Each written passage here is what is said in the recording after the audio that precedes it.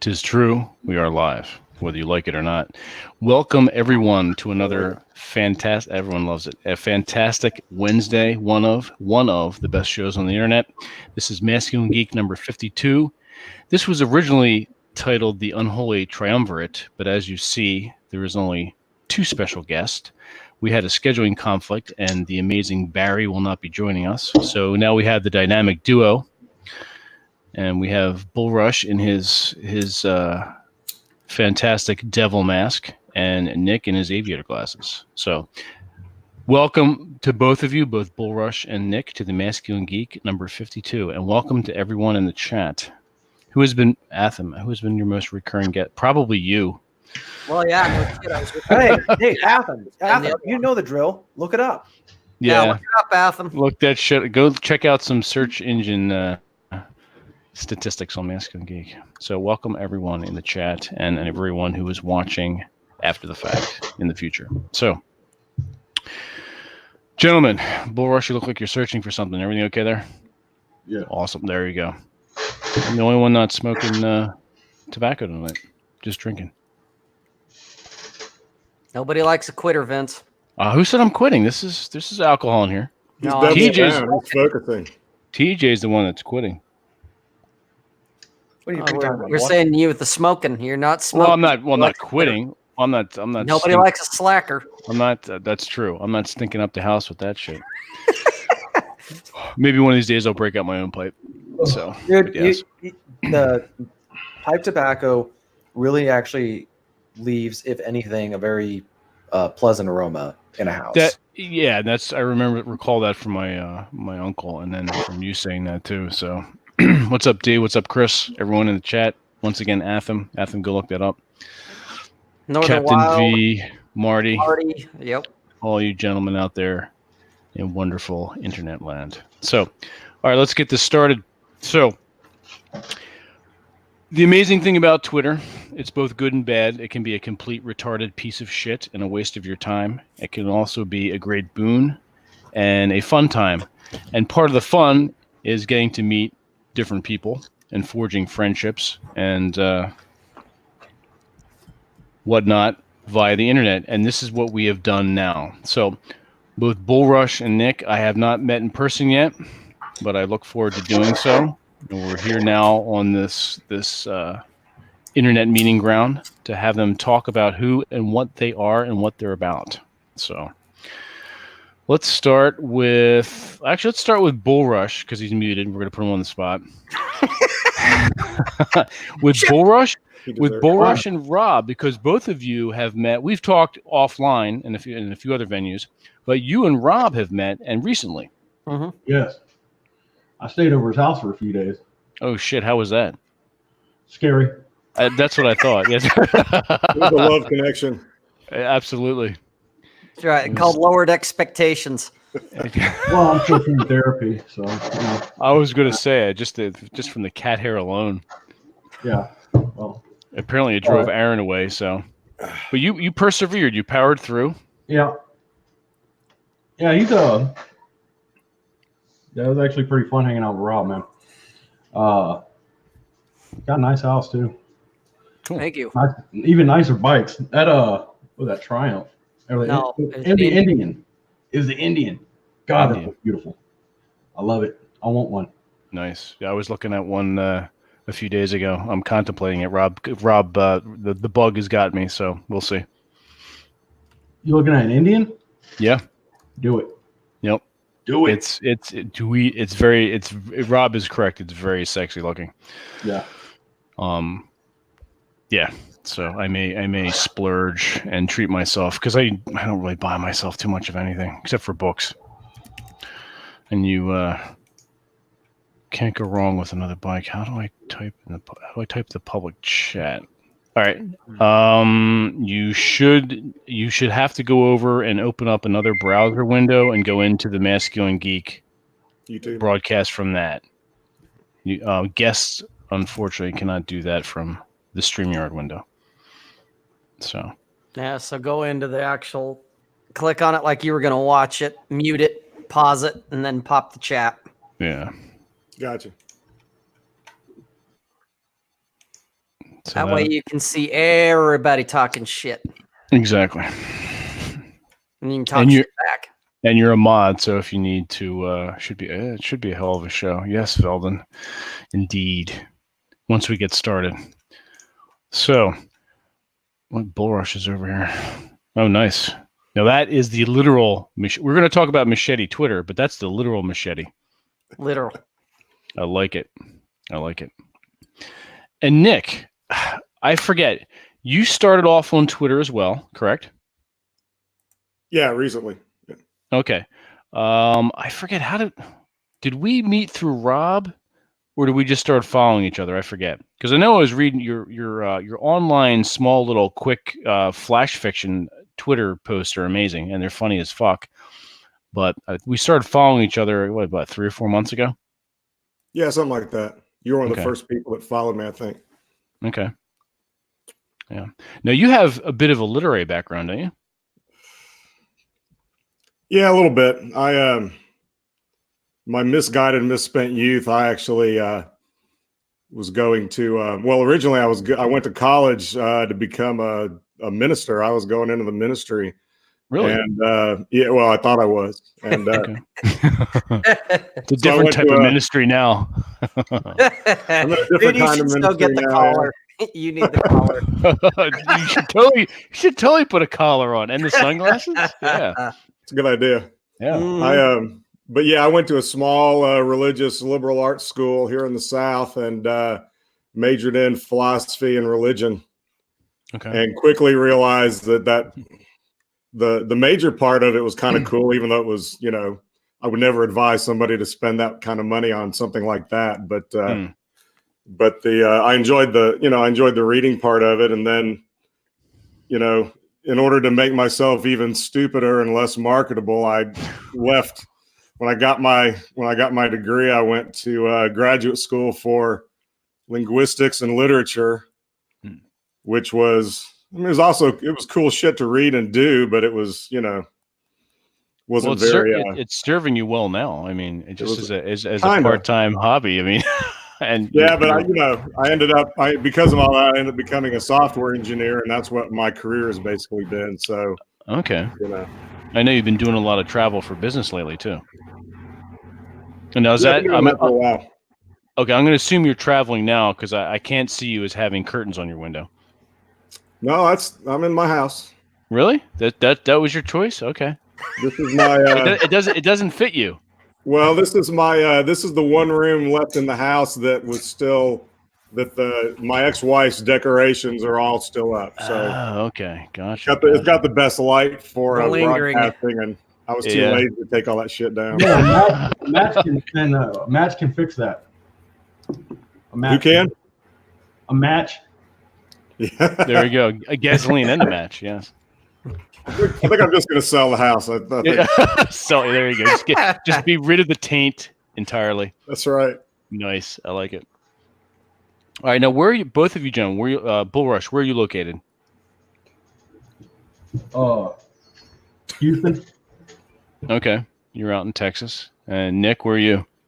Right now, South Alabama. I split my time between North Alabama and South Alabama. Okay. Do you find there's a huge difference between northern and southern Alabamans? Bamians? They're subtle, but yeah. Okay. Yeah. It's the same with North and South Jersey too, yeah? Yeah. Okay, cool. So this is amazing that we can actually it's not so do this. subtle a difference between Western and Eastern Washingtonians. Oh, really? Do they have different clothing? Like, does someone like wear a shirt like yours and then Others don't. and others don't? You know what? When you've been here, you'll know what I'm talking about. I'll don't worry. I'm going to Hint. make the circuit soon and come out and see all you guys. Yes, I'm coming out. Don't worry. I got some airline tickets to burn. I mean, it's not even like there's differences in terms of just lifestyles, but it's also feels like they're a completely different nation in a lot of ways. Like that's how different the people are. They don't. We speak the same language in a technical sense, but when you say something, it's interpreted in a completely different way. what their priorities in life, what they care about, what's preoccupies them, what they're interested in, what they think is important, what they think is stupid, all this other stuff. It's just it's so why do you think that is? I think a lot of it is just geography. You know, if you live in a rural area where there's not a lot of access to infrastructure, or you are a producer, you live on a farm, you're in logging, whatever it is, you work a lot with your hands. It's the difference between the Shire and Mordor, Vince. Gotcha. You know, it in a lot of ways, I'd say, yeah, it's Or like Gondor and Mordor. There you go. For Yeah. Gondor. Yeah, a Gondor. For Gondor. There you go. Take a sip of my golden ale. I mean, that's why you see a lot of people in rural Northwest, Northwest, Pacific Northwest, embracing kind of more of Southern culture and lifestyles, because they just identify with it more than, say, West Coast stuff. It's they have more in common with inland Pacific Northwest. So like Idaho, right? Idaho and Montana are more Famous potatoes. They're just more of, if we were gonna split up the areas into different nations or countries, most of Eastern Washington would just go straight, east of the Cascades, it would go straight with being its own nation with Idaho and Montana, because it just has nothing in common with the Puget Sound. Gotcha. Okay, fair enough. Do you want to share your potential dog companion photo? Oh yeah, well, then I'm gonna create expectations, right? You are now. See now that if we do this, and I'm going to, there's no if really. You're going to have to get the dog. So like tomorrow. Exactly. So let's do this. Let's share this out. So TJ is thinking about getting. He's totally and completely abandoned Reese. Oh my God. No, I know. The dog's name. The dog's name is Gunner. And this dog's name is Gunner. So here's Gunner. So should TJ adopt Gunner? One in the chat. Put a one, yeah. As Rob says, put a one in the chat if TJ should adopt Gunner. It's the dog version of him. It is. It even has a plaid background. Yeah. Yep.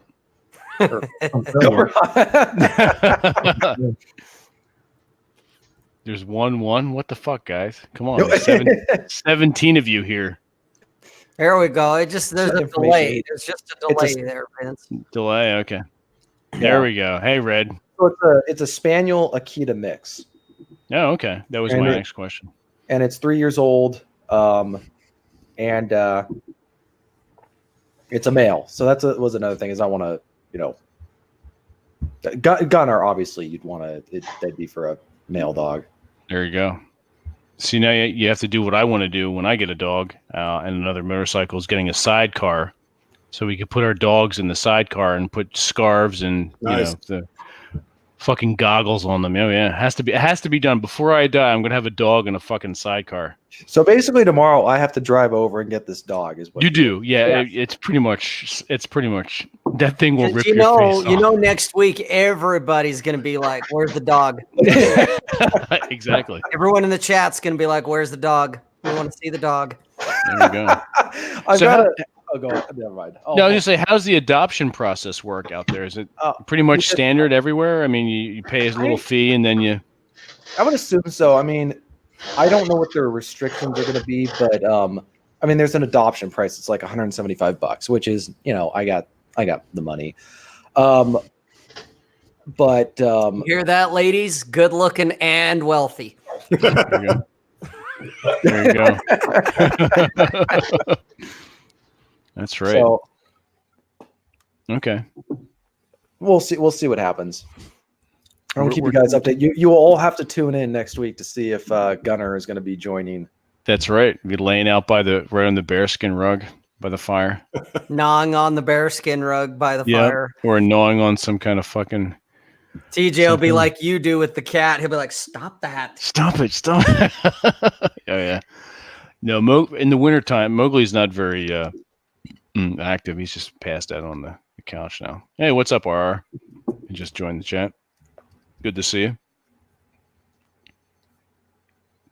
So now we have everyone here. We're rolling along. We got a few people watching us. Is there anything in particular you would like to talk about, or we should just swap notes and stories and compare cigars and what we're drinking?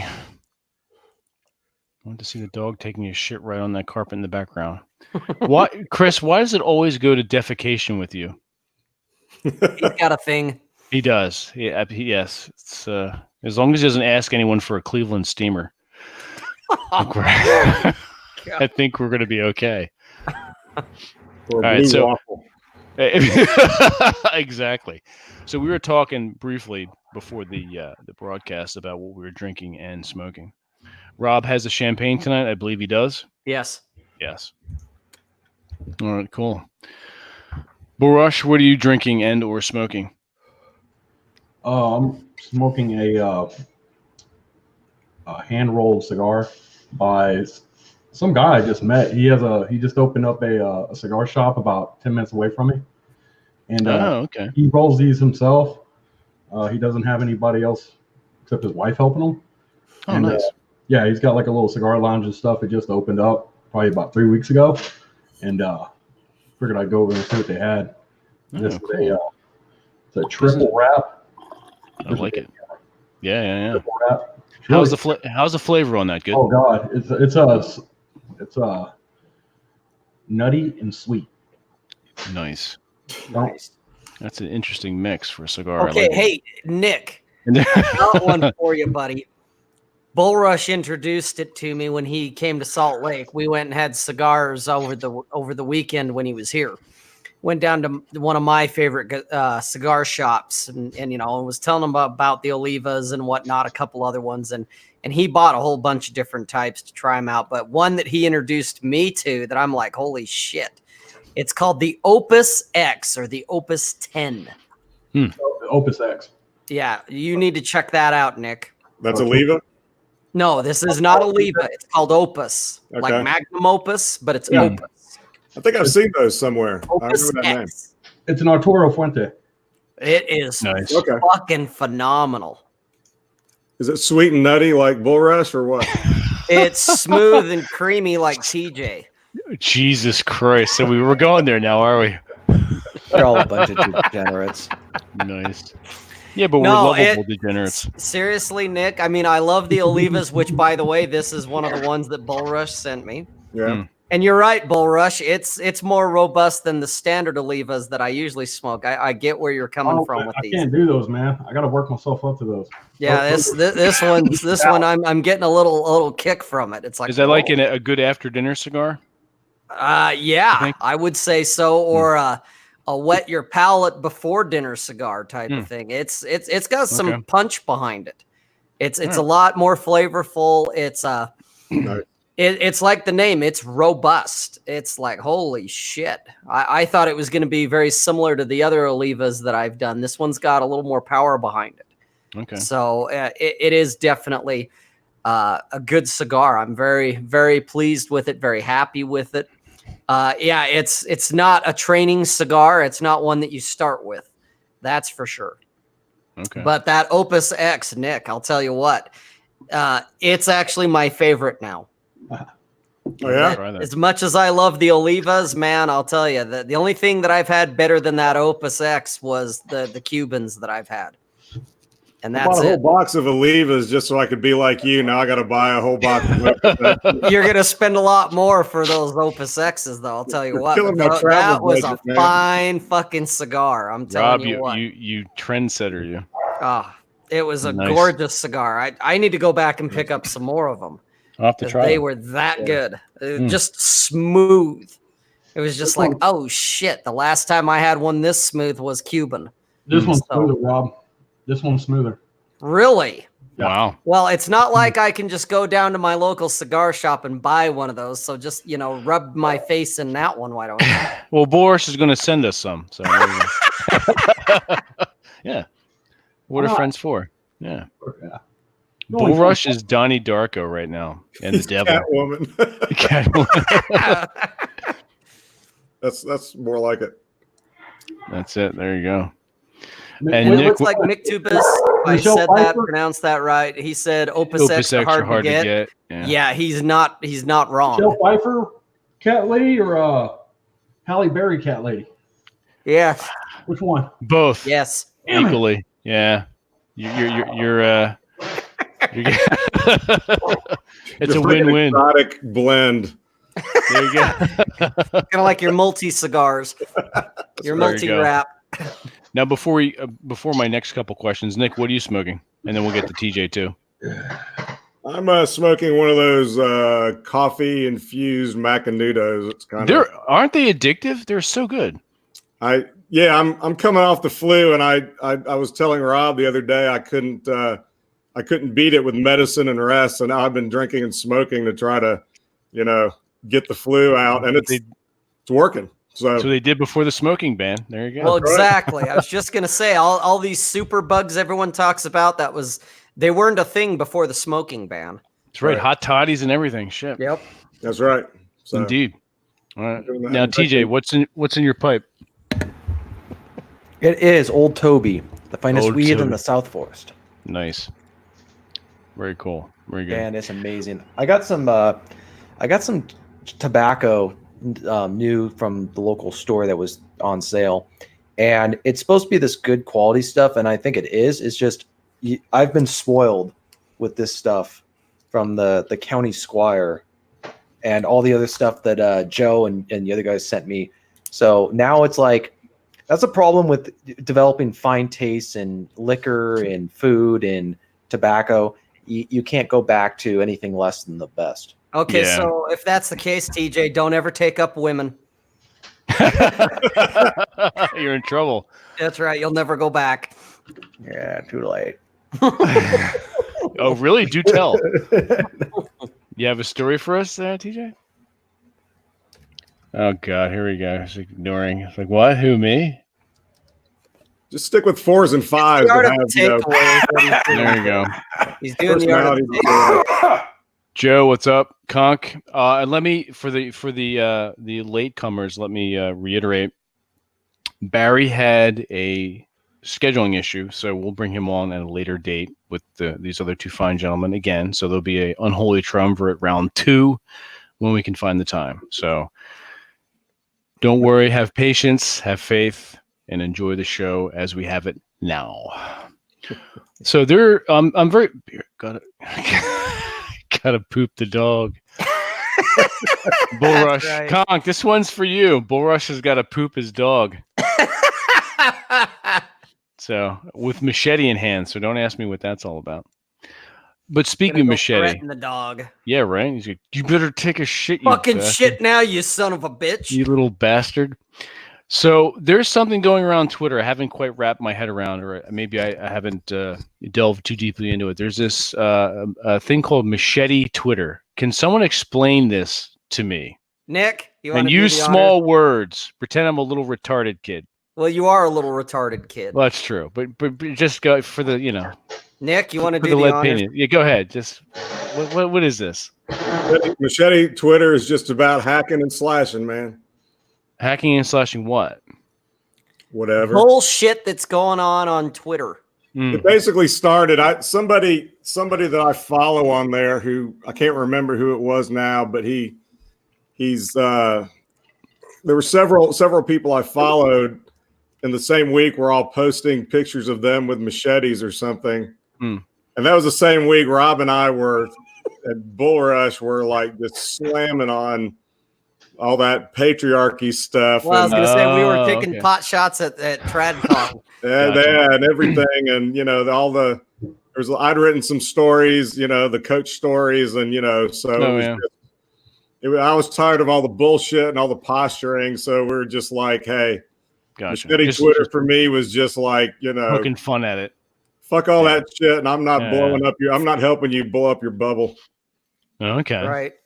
So Sass One Too Many says Tomahawk Twitter is rising. Is this true? No. Okay. Sorry, Nothing Sass. will overcome machete Twitter. Gotcha. All right.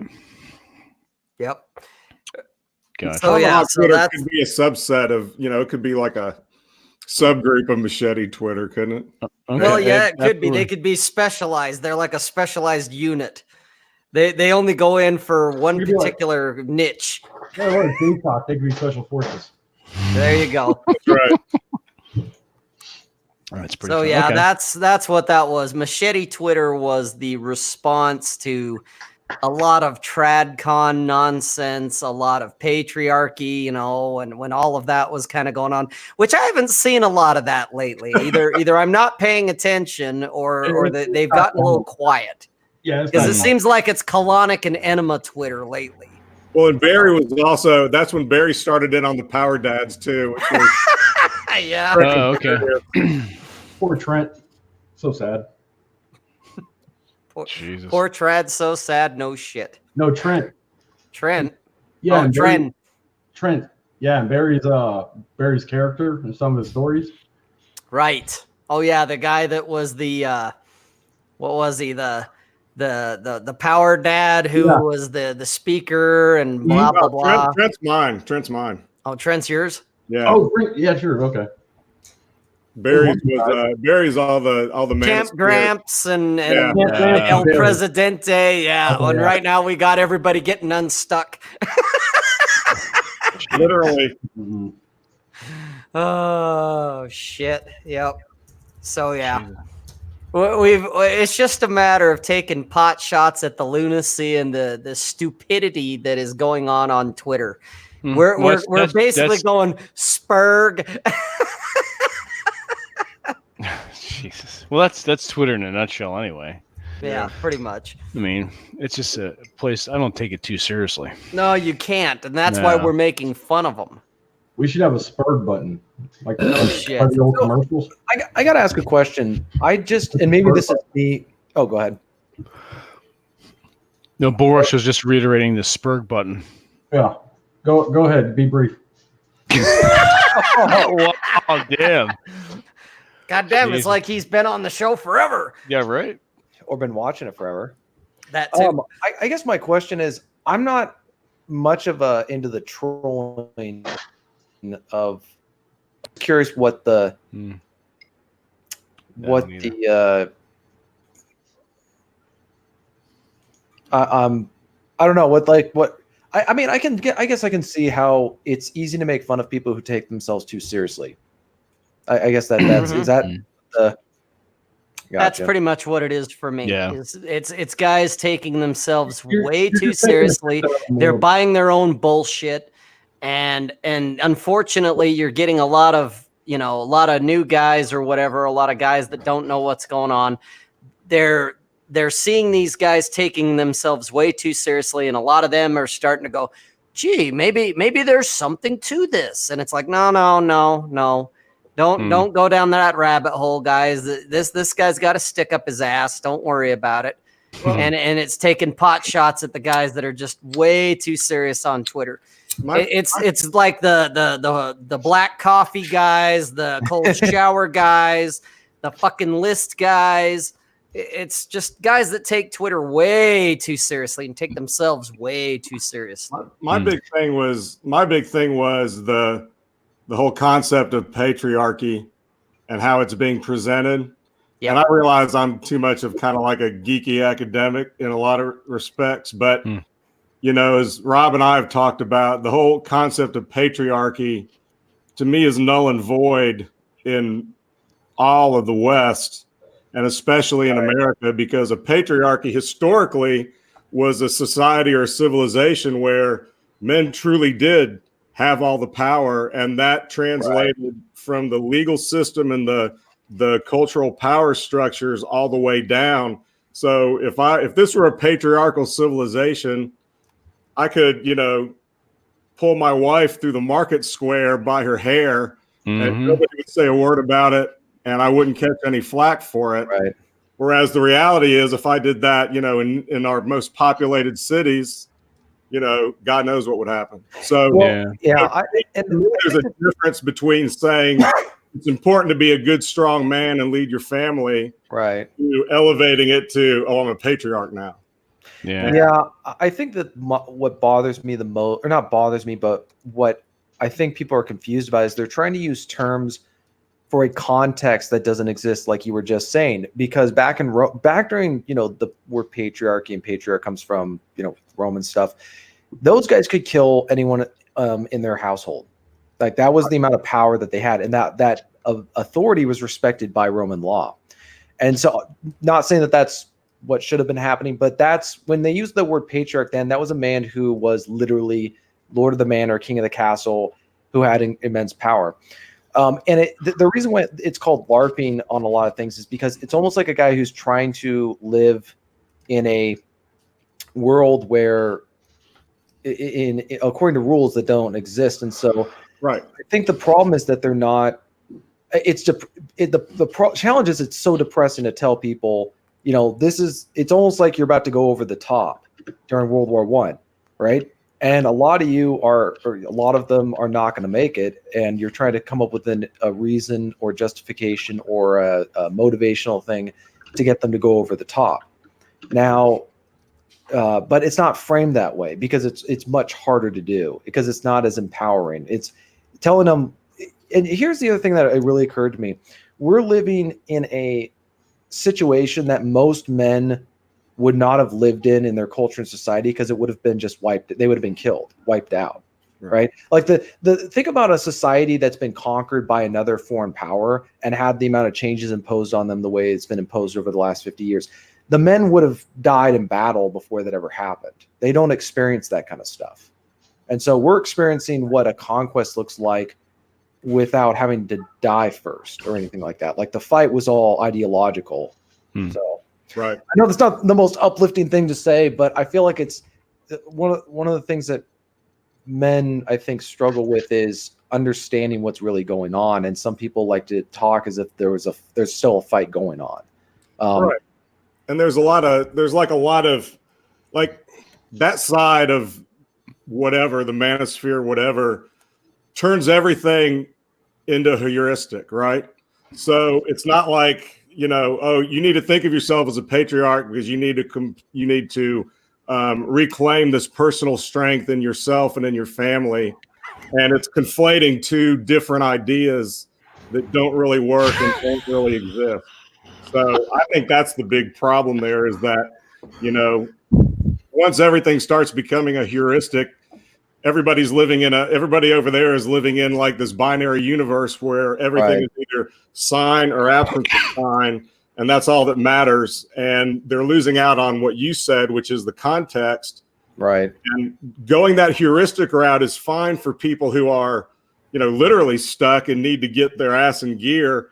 But after that, to fail to appreciate the broader context and what you're operating in, to me, is setting yourself up for failure. And that's why I think it's a bad idea. And that's why I, write satire against it. It's not just because, oh, I hate these guys and I think they're dumbasses. It's more that I think this concept is wrong and flawed and doesn't lead anywhere good. Yeah, that makes sense. It's inappropriate to use the word patriarch to describe a man who doesn't have the authority of a patriarch. So I think that's the other challenge is people have to start coming up with new words and new concepts to describe the phenomenon that's going on in our society where men legally don't have any authority, but yet legally and socially. So you're almost having to operate like you're a gang or a band of outlaws or something like that, where you almost have to act like what you're doing, which it is, but the concept of you being in charge when you're legally, socially, culturally not, it's almost going to have to be some sort of a sub-underground movement of some kind, not literal sense. Well, I raised two boys, and they're both in their 20s now. And, I raised them, I was fairly demanding. And sometimes I was too demanding. And, we could do a whole show about, that. But, I was a lot more firm about stuff than a lot of their friends' parents were. And I would punish my kids, and I would give them various consequences for, just dumbass shit they did because they're boys. And I would get their girlfriends' mamas calling me up talking to me about how I need to let them off of their punishment because they wanted to take him to the lake with them or something. And I mean, I never heard of that before. I literally had a couple of different mamas call me up and try to talk me into the other. And I was like, honey, you can keep on talking, but shit ain't going to change. So it was weird. It was weird because when I was a kid, I don't remember anything like that ever happening. And that was different. Yeah, it's interesting. There's this obsession, I'd say kind of almost universal. There was this article that came out in the New Yorker, Vince, I think you saw it, that talked about, is masculinity salvageable and all that other stuff.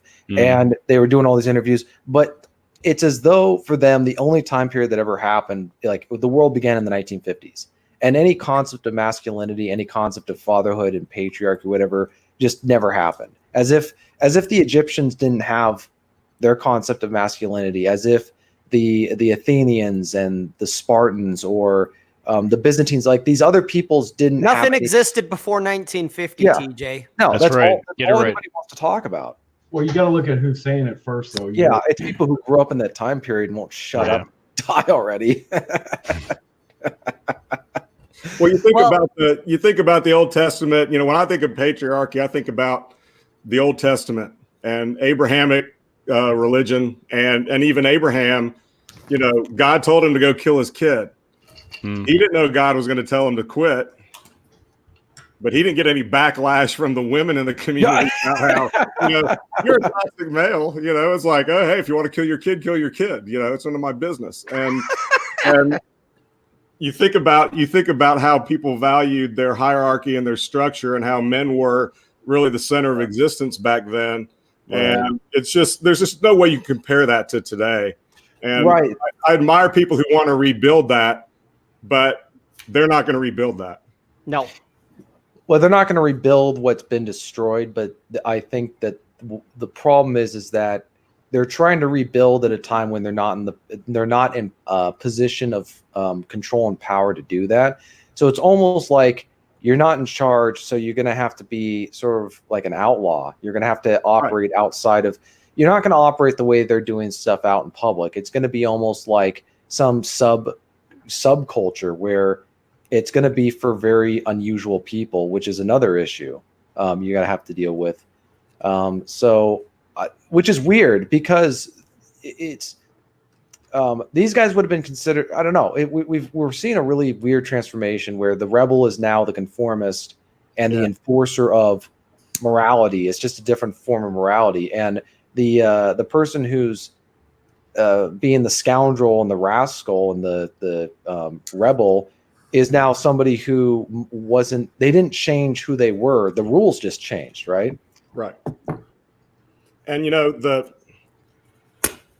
I think one of the things that I think is frustrating is that, when I look at, and I don't want to, I'm not trying to throw shade at anybody in particular here, but it's the elephant in the room. When I look at what the 21 convention is trying to do, I admire the goal. I don't disagree with the goal at all. The thing that I think is the problem I have with it is, one, I don't think the goal is attainable the way they're going about it at all. And number two, I'm not quite sure that goal is entirely ingenuous to begin with. And, the thing that Rob and I have talked about on our show was that the only way you get a male power structure in the West again is if there's some kind of cataclysm that reduces the population and requires a different kind of lifestyle and a different kind of, bartering system and everything than we have now. Mm-hmm. Barring that, that's not going to change. I completely agree. I think that if you're also, let's say you want to actually be a, patriarch type guy, you're going to have to live a very unusual lifestyle, and it's going to be very, very custom made and tailored, and it'd have to be, whatever. You can't sell that. And also, it's not something you're going to talk about publicly because it's going to draw attention to you. I mean, because you're doing something that's subversive in an environment where they're going to crush that as soon as possible, and it's easy to crush. Right. So it's like Fight Club. You can't talk about Fight Club. They're going to crush that. Well, if you stay in, like, if you're a Mormon and you stay in your Mormon subculture and your Mormon subculture is truly, Right. patriarchal, then you have kind of the magic kingdom of patriarchy. It's kind of like you're in Disney World, but in the broader, the police ever get called to your house, Right. the state ever shows up, they're not there to back you up as a man. Nope. And so Exactly. it's very tenuous. Well, It's an illusion. if you're living in a rural area where the sheriff, it's a county where the sheriff is your buddy, and he's the one who's going to get called for anything. Yeah, I can see where the law, in that sense, is on your side. There's a lot of there's a lot of different jurisdictions in America, like reservations, whatever, where that kind of stuff does go on. But sure, I think the question is for a lot of men, and that I don't even think they're asking this question, but we're not in control of a lot of things that we want to have control over. And so what do we do with the amount of control that we have over our own lives moving forward? And yeah, some people do want to go back into the past because moving forward is difficult. You have to write something new. You have to write a new narrative. You have to adapt to the reality that exists now and find a way to make that fit. And that's difficult to do. And it's not really a kind of thing that you can accomplish deductively by saying, all right, here's how it's going to be. Right. We're going to make it disseminate to everybody else. It's something that has to grow sort of inductively or organically, like you said, in specific subcultures. And then maybe, when that comet smacks us, then the patriarchy, rises again. And I'd be all for that, if that was the unfortunate way it had to occur. But aside from that, I just can't see it happening outside of the very specific context, like you mentioned. Yeah. It's like we're in a prison, and we can try to make the inside of that prison seem as much of the outside world as possible, or we can try to escape the prison. That's one option. I think everybody's trying to get a collective idea going on. And for me, this is me personally, I just see it as, it's kind of, unless somebody has some like strong loyalty or like we have a mutual understanding, it's kind of every man for himself. Yep. And so you got to go do what you got to do. And if someone else is willing to show a sign of commitment to you that you have towards them, you can kind of form a little tribe or whatever. But for the most part, you got to look out for yourself and what you want to do. And the rules are really just whether it benefits you and what you're trying to accomplish or not. And it's because it's a survival thing. That's kind of where it is. It's really unfortunate because a lot of my attitudes and views were based very much on a society that I was raised to believe in that didn't exist then. It was dying. Yeah. Now it's completely dead. Well, I've had my kids, my sons, they grew up in a lot of turbulence because the term that I use sometimes is a Manchurian feminist. So it's like the woman who says she's very traditional until she actually has to submit to a man. And then once that happens, her, oh no, you don't comes out, and she starts, asserting her, her feminism that she didn't even realize had been ingrained in her for, from the beginning. And I dealt with this with my ex and with, other people, like I mentioned, raising my kids. And so my sons, kind of saw a little bit of that in my, in our life together. But, and there were times where they hated me because, their mama would give in to them. So they learned to play us off each other, or they'd, keep me out of the loop, and they'd only deal with her because she would tell them yes. And so it was a difficult tension for them to be in. But I didn't see the thing is that I went a little blue pill here and there for a while, but I didn't quit fighting that. And so, that made me kind of the pariah in our family sometimes when my kids were trying to get what they want. But they both came back to me later and said, I'm glad you're an asshole and kick my ass because, I get around people out here and see how they behave. And at least, you made sure that, I wasn't as bad as that guy. And as they get older, I think they've been talking with them over a bourbon or something, they've communicated to me that it made a difference. And, so that's why, you still have to fight for that in a way, even if you can't have the backing of society and the culture and the legal system, you still have to do what you can if you've got kids, because I think it makes a huge difference in where they end up. Oh yeah, the children may not be able to properly process it or even understand or appreciate it as they get into their teens, but they do want discipline from their parents. Oh yeah, they absolutely do. Oh yeah, yeah. That's what's kind of crazy is that, a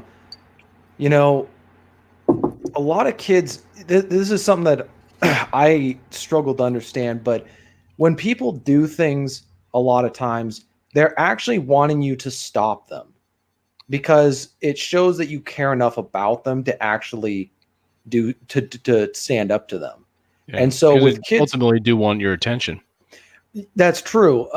But also people are looking for boundaries, and kids definitely are looking for boundaries.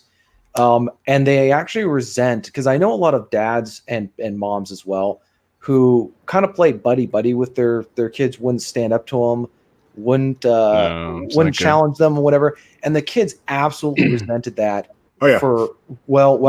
You can't be a friend to your child. Well, you either be the parent or don't be.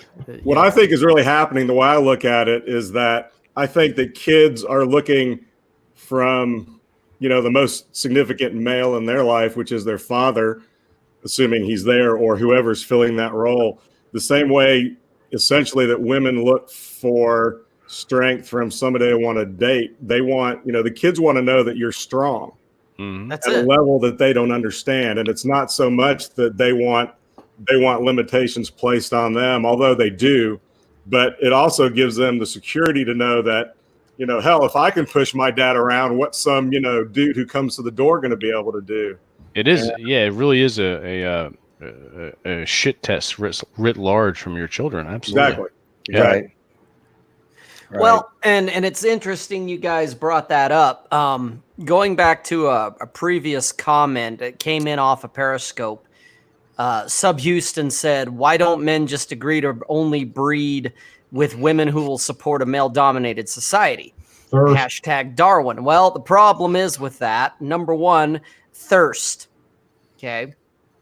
You got a lot of thirsty guys who aren't breeding that will breed with any fucking thing they want or can. They'll take the first wormhole that accepts them. Right. And that's your biggest thing, because a lot of guys aren't going to breed, which is Darwinism, which is as it should be, I guess, if you want to put it that way. But that is your biggest problem to that scenario, which leads to, when you got the thirsty dude, that's primarily the beta dude. That's the very thing that we're talking about here. It's whether it's the father that's absent for whatever reason, he walked out to buy a pack of smokes and never came back, or it's the dad that just gave up and let the wife run the show, and he gets henpecked and browbeat and all that shit, and the kids run hog wild because, like you guys were saying, that they're testing dad, and they grow up to be the next generation. I really think a lot of feminism is women looking for their dad, looking for that strong guy to tell them no, knock it off. You mansplainer, you. There it is. Right. Conk! What's up, viewers? Conk, Hey, what's going on? Conk has joined us. Welcome, Conk. The thing about Subgirl's question, which is a good question, is also that it goes back to Manchurian feminism. A lot of women who think they want a traditional guy, they don't really want him once he starts being truly traditional and laying down the law. And that was the thing that I ran into. And you could get into an argument about, well, you haven't established enough dominance and she doesn't respect you enough. And yeah, that is the case sometimes. But sure. I can guarantee you that in my case, in the beginning, it wasn't because I wasn't dominant enough. It was because she definitely had her own ideas about how it was going to go. And she had other people supporting her in that. And I don't think people realize how complicated that can get sometimes. And I'm talking about when we were heavily, I was heavily in church. She was. And, even the church hen groups and, a lot of the men and the pastors are backing her up on that. That becomes a challenge. And it's very difficult to stand as one guy or even against the whole feminine imperative, as Rollo called it. Exactly. That's right. With your standard church, they're bending the knee to the feminine imperative. So of course they're backing her up. That's why the patriarchy to me is such a joke today. Yeah. Is because you can be as dominant as you want. You can have frame and all of that. And I think it can help. But when you start bringing in the power of the church, if you're a religious person, and we're talking more modern Christianity or any real modern religion other than maybe Islam, and even that here is questionable. But you start, because religion today in the West bends the knee to the state. Okay. Yeah. Even here in Utah, which, people say, oh, there's no separation of church and state. And they're not entirely wrong. The church runs the state. But at the same time, the church bends the knee to the state. When it comes down to it, they bend the knee to the federal government. Let's put it that way. Yeah. And all the federal government has to do is go, oh, you don't want to play ball? We won't give you fucking money for your roads or whatever, and then all the roads guys fucking show up. and that's the thing. Go ahead, TJ. One of the problems is this is really I'm going to be talking about this a little bit in the Masculine Geek Handbook. The concept of archetypes, or just personalities, I would say, for people who want to understand. You have guys who want to be fathers and whatever, and they're trying to do the whole church thing or whatever. These are the guys who were probably raised to do the by the book. They're the go along, get along. They're the rule follower and all that other stuff. They're trying to be that type of guy in an environment where they are now the barbarian, they're the savage, they're the insurgent. They are not in a position where they're following the rules anymore, right? Imagine being I don't know. I'm trying to think of how to put it this way. They're going to church or they're going to wherever, thinking that they're going to have your back. No, they're not going to have your back because you're a rebel. You're rebelling.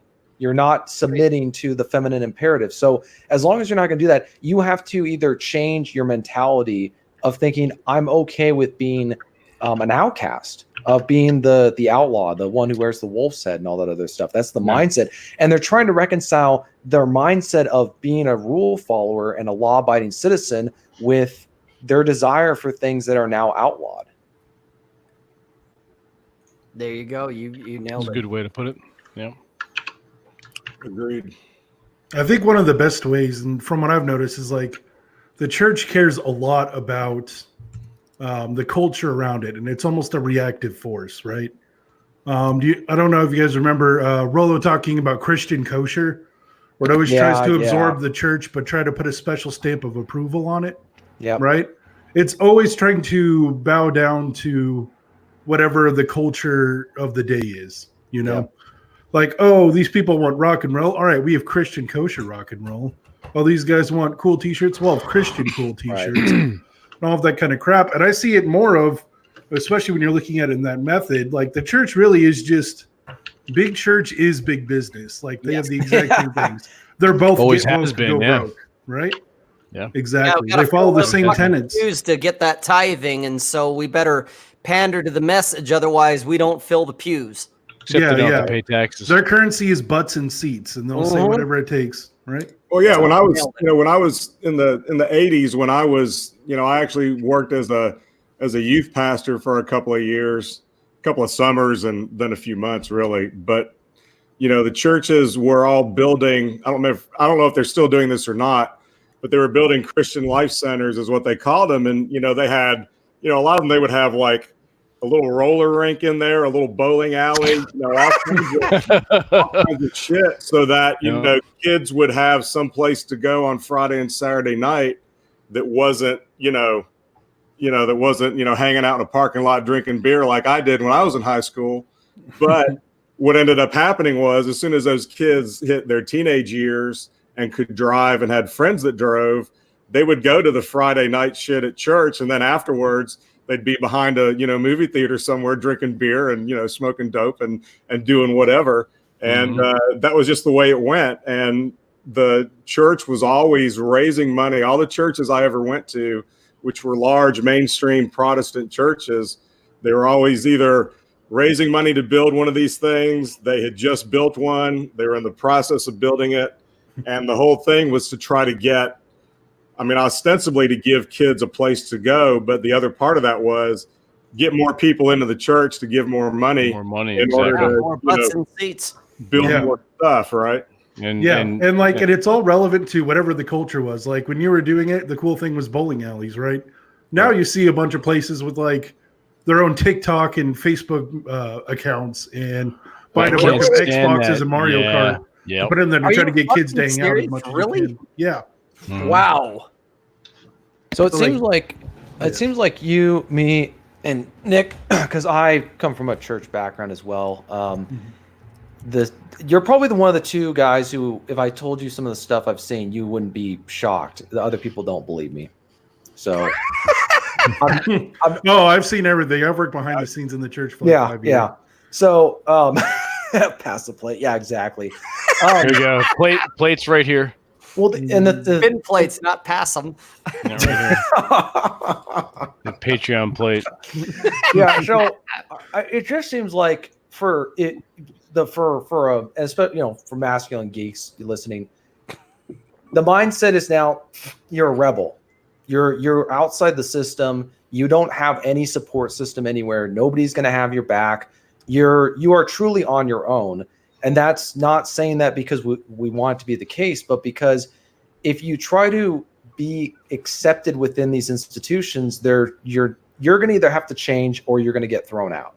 That's what's going to happen if you don't conform to what they're doing. And a lot of guys who like some of the stuff that we like, or the geek stuff or whatever, that's not their mindset. Their mindset is to kind of fit in. They're not conformists, but do people know what I mean by that? Where they're not used to being the center of controversy. I think that's what gets people to apologize so quickly when they get called out by the cancel culture.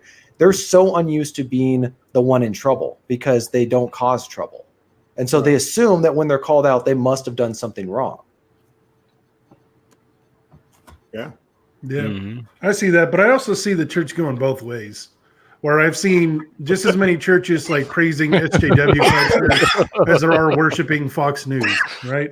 And both of them think they're the counterculture and they're the real red pill, right? Yeah, well, they're both. I mean, but the thing is, neither one of them. So, am I missing? I must be missing. Mute your fucking mics, guys. You talking fools. Well, anytime you mention going both ways, it sets Nick off. Yeah, I was going to say the church is doing a lot of that these days too. Yep. They pick D, all of the above. Yes. But it's just so dumb because they both think, oh, we're the one true gospel doing the real Christian way. Those leftist heathen Christians and the leftist Christians like, oh, those right-wing heathen Christians, and they both think they're right, but really they don't really know they're kind of playing the same game. Well, but they all have a this is one thing I will say is everyone, almost everybody, I say it's 95% of Western society. I don't care if they're left wing. I don't believe that there's a right wing anymore that exists in that concept. It's all a different flavor or variation of left wing. So even the most, they talk about these wings. Even these churches or these institutions that claim to be masculine, it's still rooted in a, courtly love conception of where the man is trying to please the woman, right? Instead of leading and asserting himself and being the center of his own, not being the center of his own existence, but his frame, it determines the course of his life. They ultimately believe that the woman is the one who determines that. Yep, both sides. They just come at it from different ways, but their end goal is the same. The extreme right-wing churches, they're just trying to tell you how to be the best plantation worker they have. Oh, there we have it right there. I can. Boom! There were I don't know if they still exist because I've been out of that for so long. Back in the 80s, when I would go and it's part of my, curriculum in college, we would go work at these small rural churches and they were usually slightly more obscure denominations like Primitive Baptists and places like that, where they were, kind of like we were talking about earlier. They were in very small towns, way out in the rural South, and they did truly have a more Mississippi patriarchal society there, and the men did rule everything. I mean, I would go there and we would have a fellowship supper, and the men all sat down at the table, the women served the men, and then they went off and ate in the kitchen somewhere and left us alone. And there was a lot more authority acknowledged and invested in the men there than I've probably ever seen before anywhere in my lifetime. And I don't know if those places even exist anymore. I wouldn't know at this point, but there was some of that, but it was not, obviously not mainstream at all, not, well dispersed throughout the culture, even down here. Well, right. If you're doing a traditional patriarchal religious institution of any kind, it's got to be small, and it's got to be quaint, and it's got to be discreet, because I promise you they'll send in the SWAT team. Like, yeah, you do anything, it's like, thinking about with, not to compare these two, but it's like with Ruby Ridge, right? You had some guy. Oh, I thought you were going to say Roosh. No. You have these separatist people who are just living out in the middle of nowhere in northern Idaho. They're not bothering anybody. They're not causing trouble, from what I've read of Weaver. But just declaring that you want to be left alone and you're not accepting the umpire's narrative. They send in the cavalry. If there's a church out there where the women wear headscarves and they don't talk, and it's completely men leading, I promise you, people will send in infiltrators. They'll send in FBI informants. They'll do anything to disrupt it, because they can't have. That's how weak the empire's narrative is. It requires them to constantly destabilize anything that might pose a threat to them. That 1984 surveillance life, right? Yeah. And that's on. Doesn't matter whether you're quote unquote right wing or left wing. Would that be correct, TJ and Conk? Oh, I know of law enforcement infiltrating Antifa. Sure. Mm-hmm. Yeah. Well, but I'm talking religion here. We're not talking Antifa and political parties. I'm talking church. I think it's really based on location, which is kind of what Nick was saying before. Is like it's almost always the rural, right? Yeah. Big cities almost always vote hyper left, and the rest of usually vote moderate to hyper right. So, well, it's like outskirts. Chest mentioned in the comments about snake handlers. I grew up in Huntsville, Alabama, which was only 10, 15 miles from Arab and Sand Mountain, and that's where there were literally a lot of snake handlers still up there going out and catching rattlesnakes and using them in their services and stuff. And all that stuff is real, and that that I could see that getting played up in the media. Not that they weren't kooks, because they were, but I could see that getting played up in the media, saying, "Oh, we can move against these people because look how fucked up weird they are." Well, we start by discrediting them first by calling them kooks. Right. Mm-hmm. You can't take them seriously because they're out there playing around with fucking rattlesnakes. Right. And then we send some infiltrators in and see if there's any dirt. And then if there is, great, we move in. If there's not, we can manufacture some if we need to. Because, the women are wearing headscarves and keeping their fucking mouths shut. And plus, a lot of and even in those kinds of churches, most of the people there weren't interested in touching a snake at all anyway. They were there because they grew up in the church, and that's where their family was. And it's what they knew. It's what they knew, regardless of whether it was a truly, metaphysical thing for them or not. It was something that they were always going to go and watch and participate in as a spectator. But when they get portrayed by the outside world, and that's been done in the South ever since I've been old enough to be aware of it. If you've got one or two, snake handlers in the group, then all of a sudden everybody there is a snake handler, and everybody's being oppressed and abused, and then we got to go and save them and rescue the women and children who are there's these whole narratives that get spun either directly or, indirectly implied in the narrative, implied by the narrative through connotation. And it just justifies everything. And it's all about stamping out anything that looks remotely traditional male at all. It's interesting. That's how they sold the raid on the Branch Davidian cult back in the 90s, when I can remember it, because it was like they had all those guns, and then the news media was like, oh, well, they got a bunch They're of a kids threat. in there as well. And then once the public heard, oh, there's a bunch of kids and stuff in there, it kicked off. That's all they needed, Right. So Jack Donovan talked about this in his book, either becoming a barbarian or a more complete beast. But he talked about how the Empire of Nothing, which is what we live in, he uses that word, and I think that's mostly the second book he talks about that. Yeah. He points out that in the Roman Empire, they conquered a lot of different people. So empires have to be inclusive, cosmopolitan, and multicultural by nature. So the whole thing, that the message, the narrative is, you can worship any gods you want as long as you also worship our gods, including our emperor, our Caesar. He is a divine. You will worship him. So they don't care if you've got other gods going on. Right. They got a problem when you will not also worship their gods. So I'm talking about this a little bit in the book, on the Masculine Geek Handbook, but because masculine geeks are going to deal with this, is the god of inclusion, right? You have to worship inclusivity. You like, it is one of the most important gods today. It is the most important god other than the state itself. Which, to not fully derail, but that's why I love the whole troll post of Islam was right about women. That was literally one of the best memes to ever come out in 2019. Because it was like the most obvious jab at the hyper left's cognitive dissonance. Well, it's funny they called it hate. It was hate speech to say that. Yeah, but like they're saying like they obviously knew, like everybody was really mad, but they didn't know exactly what they're mad about because they couldn't put two and two. Well, they're trying to avoid. They're trying to avoid point. Okay, so think about the cognitive dissonance involved in that situation where you say to a progressive or a leftist or a globalist, Islam is right about women. They hold two contradictory point of views. Yeah, right? Exactly. Feminism, but they also know that they can't say that Islam, because then the question is, well, what does Islam say about women? Right? They can't answer that question. They have to avoid it. So anyone who says that is hate speech, white supremacy, you're a neo-Nazi or something like that, if you say something like that. So that's their go-to when they do that.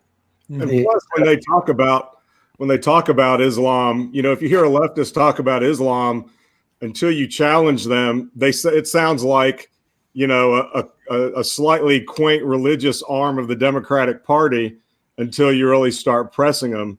And they'll describe Islam as all kinds of stuff as opposed to what the largest body of evidence suggests. And because that's all fitting their narrative too. But you're right, there's a lot of cognitive dissonance there, because if they have to sort of marginalize the jihadis and everybody who thinks like them and either supports them, explicitly, or just is afraid to speak out against them. That's a huge number of people. That's a large group, and they don't want to admit that. They want it to be like 10 guys in a cave somewhere, and it's not. Right. Well, and the other thing that is, it's going to be interesting to see how this works, because the entire progressive ideology has only one consistent viewpoint, and that is opposition to white men. Straight white men. That's it. That's the only thing that they have in common. So the moment we become irrelevant to the discussion, they can't distract themselves from the fact that they all hold completely mutually exclusive and contradictory philosophies and worldviews. This is why you have feminists being attacked by the transgendered community, and you have the woke people attacking feminism for being a arm of white supremacy. I mean, they're just they consume themselves when they don't have a common enemy to distract them for even 5 minutes. Yeah, because honestly, we really don't have any enemies at all. White people who are shadow Nazis, which is pretty much most white people, at least half of the country in their view, is who they invent. If you just look at the press narratives of the recent Second Amendment demonstrations in Virginia, that was touted as practically a neo-Nazi rally, but then you get all these pictures coming out of it, and one of the most robust, aggressive, gun rights groups in America today are blacks and minorities who are embracing the whole Second Amendment thing in a just a fantastic way, and that completely subverts the whole narrative that the media and the government wants, or portions of the government want to be. Yeah, gun owners are a bunch of crazy neo-Nazis who would, kill all the blacks and take over the country if they could. And nothing could be farther from the truth, but that's what serves their agenda and their goal. What's funny is the rally came off, I'm just shifting over if we want to continue talking about this weekend, but the rally went, I didn't think it was going to go well, but it ended up going really well. And I almost wonder if the powers that be, they called off Antifa, and I think they realized that if violence started, that shots would have been exchanged, and the American population would have been just ready, or was just ready for basically for the revolution to start. I mean, they were like, this time America would have sided with one side not as a whole, but there'd have been enough support for it to escalate further, right? Yeah. That's kind of my take on it. I think that they realized if violence starts and they're shooting, the American population is going to side with the people going to the rally who are pro Second Amendment. They're not going to side with others on this. And I think they realize that they pushed these people to the point where they are willing to escalate. And so far, you've had it where the left escalates and the right always backs down. Right. But what happens when that person won't back down anymore? That's when you really, with the whole gun issue in America, that's where the escalation always seems to be much more quickly reachable than with anything else. Got a question for Conk. Kind of serious, kind of joking. But you said earlier you were talking about the right-wing churches and about being, on the plantation. Mm-hmm. Would you say that also applies to the left as well? Well, I would put it as on the plantation. Yeah. So I think they're all the plantation, right? But they all just think they're getting above it, but they're not, right? Okay, real quick. Blasphemer. How dare I? That's right. Yeah. Conk, you're like my personal hero now. At least you're like the first rebel, like religious guy that can openly admit on live video it's all about staying on the fucking plantation. Exactly. So yeah, to summarize the Bible for everybody, the Garden of Eden, there was supposed to be salvation through one rule, and we screwed it up. And then the Old Testament was salvation through 1,000 rules. We screwed it up. The New Testament is, no rules. And so far it was supposed to be going okay, and then humans are stupid and kept adding rules anyway. So, I thought it was don't talk about Fight Club. Yeah, something like that. But you're the one that said it on live internet, so now it's your fault. Yay! Well, but also, with one thing I would say is with a lot of people, and this goes everywhere. It goes with the pro-life people, with the progressive, whatever. People believe in something that gives them power, right? So you have people who get into institutions and they will say, for example, there's power in saying that you're in being in the pro-life movement. You get people to give you money, right? There's power with the whole, gun people. Like there's gun right activist groups that actively undermine pro-gun legislation because it would be too effective, right? They require conflict. They require things to not go well. And so I think that movements and institutions aren't the legitimate reflection of an idea or of a concept. Like wouldn't look at the NRA and say that they represent gun rights or the Second Amendment or any of that stuff. No, they represent power. It's all about status and power. Right. And so that's another thing for men is if you actually believe in something, the official spokespersons are usually not legitimate. They're usually there for other reasons, right? When this is why you didn't have a lot of these problems with, say, the church back before the Edict of Milan, is because in other parts of the world, if you say there was no benefit politically, but then after Constantine converted and it became the state religion, suddenly there was an advantage in saying stuff, right? And then when you switch over to other religions and other belief systems, so it's all about the context. And I think that there's certain types of people who, like, how many of these feminists would have been that prudish Victorian, very proper type whatever back in the day? As somebody once pointed out, they just follow the strong horse, right? So they're doing what gives them power, or the powers that be. They want to be associated with that. So a lot of people just go to whatever movement is in power at that time. They don't really have. There was that movie about Dick Cheney where he's talking to Donald Rumsfeld and he says, "So what is it we actually believe?" And Donald Rumsfeld just started laughing and then walked out of the room.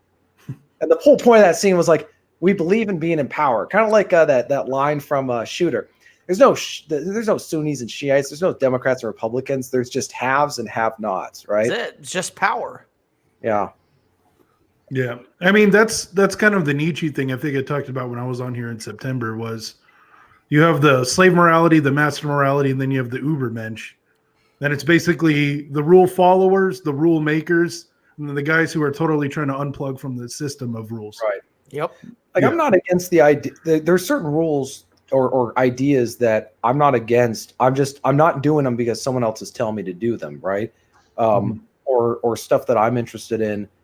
So whether the government changes and says and mandates that everybody, for example, own guns, I'm still going to own guns. I'm not going to get rid of my guns just because to be a rebel, right? Well, there are too many rules, too many laws as it is. I mean, Yeah. It gets back to what we were talking about earlier about those rules and those laws are there to give the government power.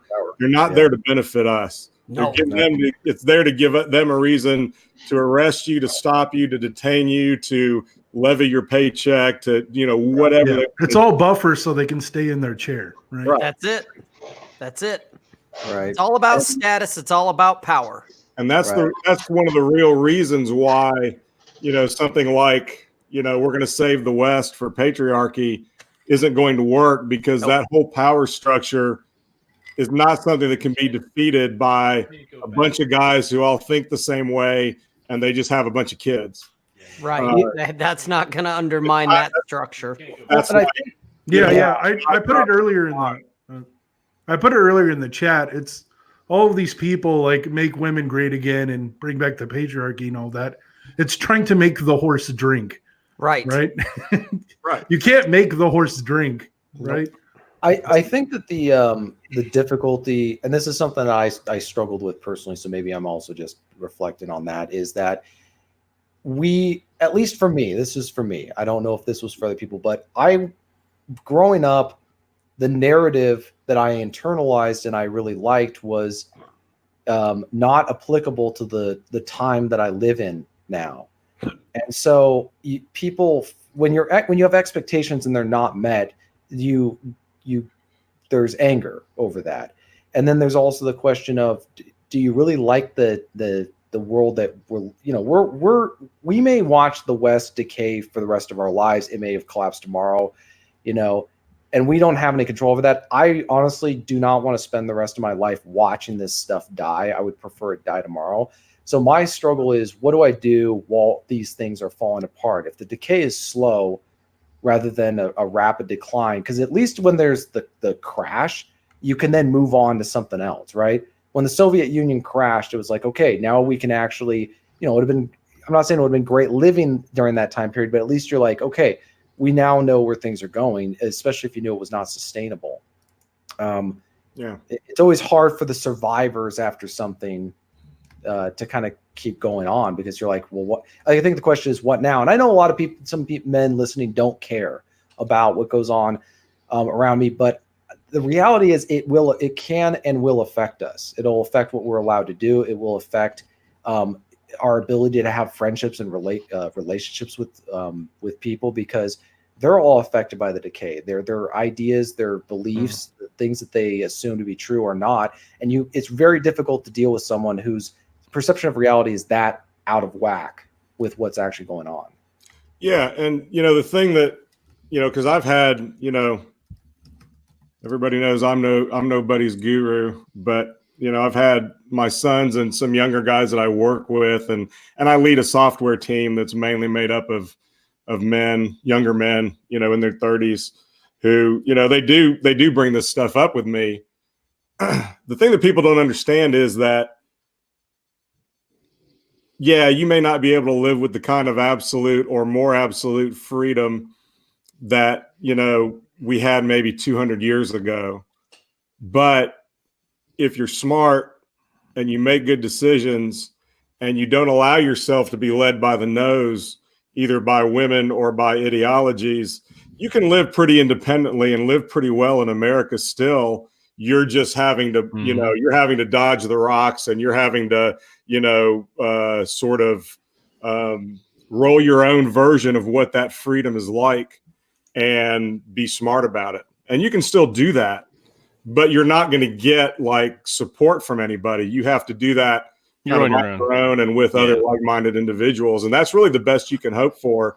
But that's still not that bad compared to where, most men have been throughout most of history. Right. Still do pretty well.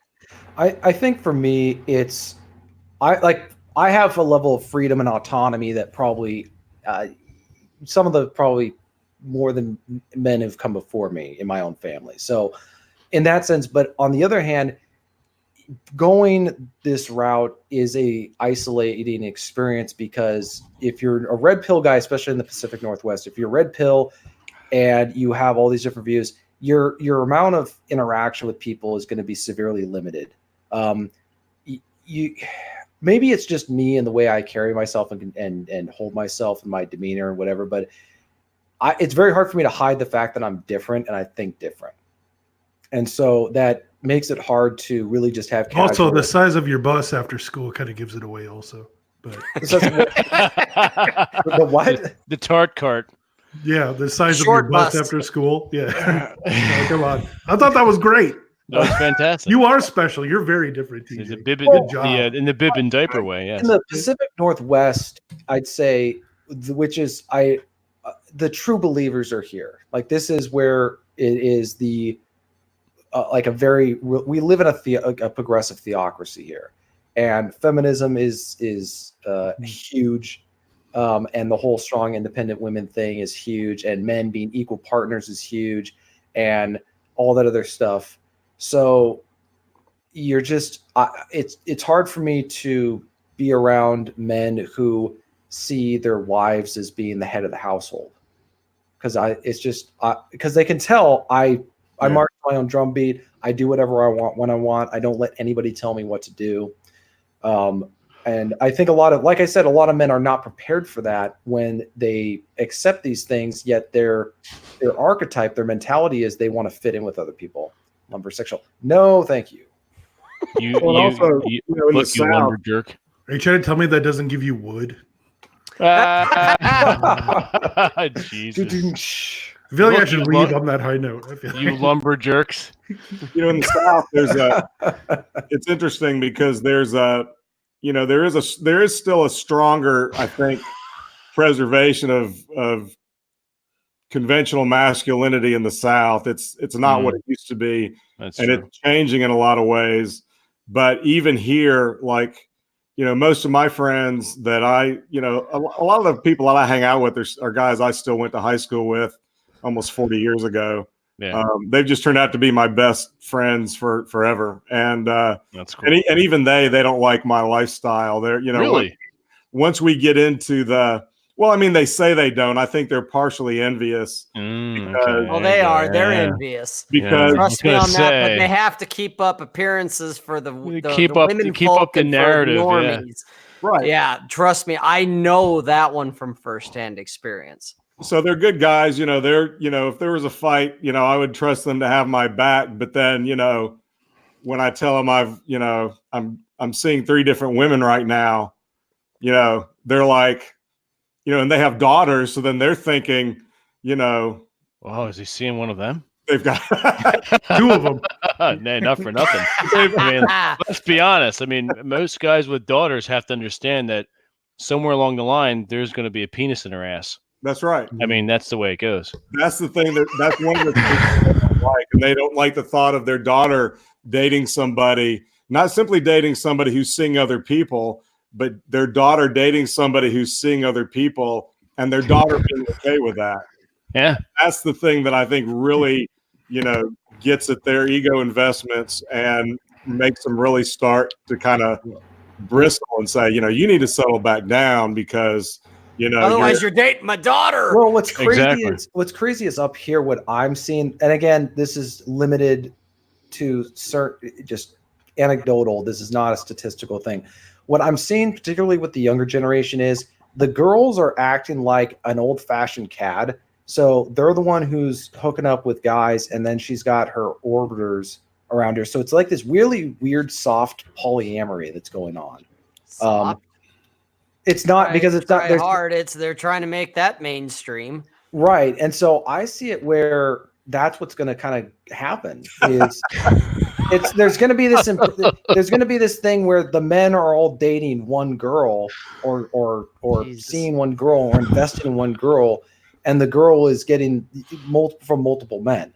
Yeah. And so, because that's how desperate men are. And so they're living that poly life. Well, there's not even relationships in any official sense. It's just a weird loose connection of hookups and where the women don't want to be attached to any guy, right? They don't want to do that kind of thing. Or they're dating one guy that, is providing the alpha tingles, and then they've got a couple orbiters who provide the emotional, comfort, rapport, and whatever it is. And that's without having to give any kind of commitment to the alpha or sex to the orbiters. So what you're saying is we need another world war to cull the herd. Yes. Correct. Bull Rush. Things without a cataclysm. I think Central America versus West Coast. That'd be good. We got more West guns. Coast. That's good. Bull Rush on the road with his machete. There you go. And his mask will scare the shit out of everybody. Yeah. So I that's where I see it going. And when the crazier things get, the more men like myself are going to stand out. And I just don't want to. I just know how when you realize that nobody has your back if you get attacked, you realize you're on your own. You decide you really just want to not call attention on yourself. So that's just where. So yeah, that's all I have to say about the war in Vietnam. Well, how rural are you in? The thing is, I live in a rural area, but it's next to what I call mini Seattle because it's a tourist town and it just attracts a lot of people because there's a lot of outdoor activities. So you have a lot of sports type people. You have a lot of ski bums, a lot of whatever. But it's also the Pacific Northwest. It's for people who want to uproot from, more conservative areas and move over here because I've met. Well, I've met numerous girls from these red states, Oklahoma or whatever, and they're, I mean, what can I say? They're raving feminists, egalitarians. They're the.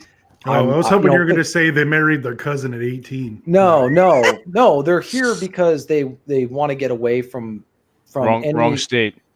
Yeah, and so it's kind of a hellhole in that sense. But you know what? This is my home, my town, and my mountains. And that's right. You're gonna defend that mountain, TJ. Defend the mountain from degeneracy, TJ. up on Walton's Mountain, right? Good night, John Boy.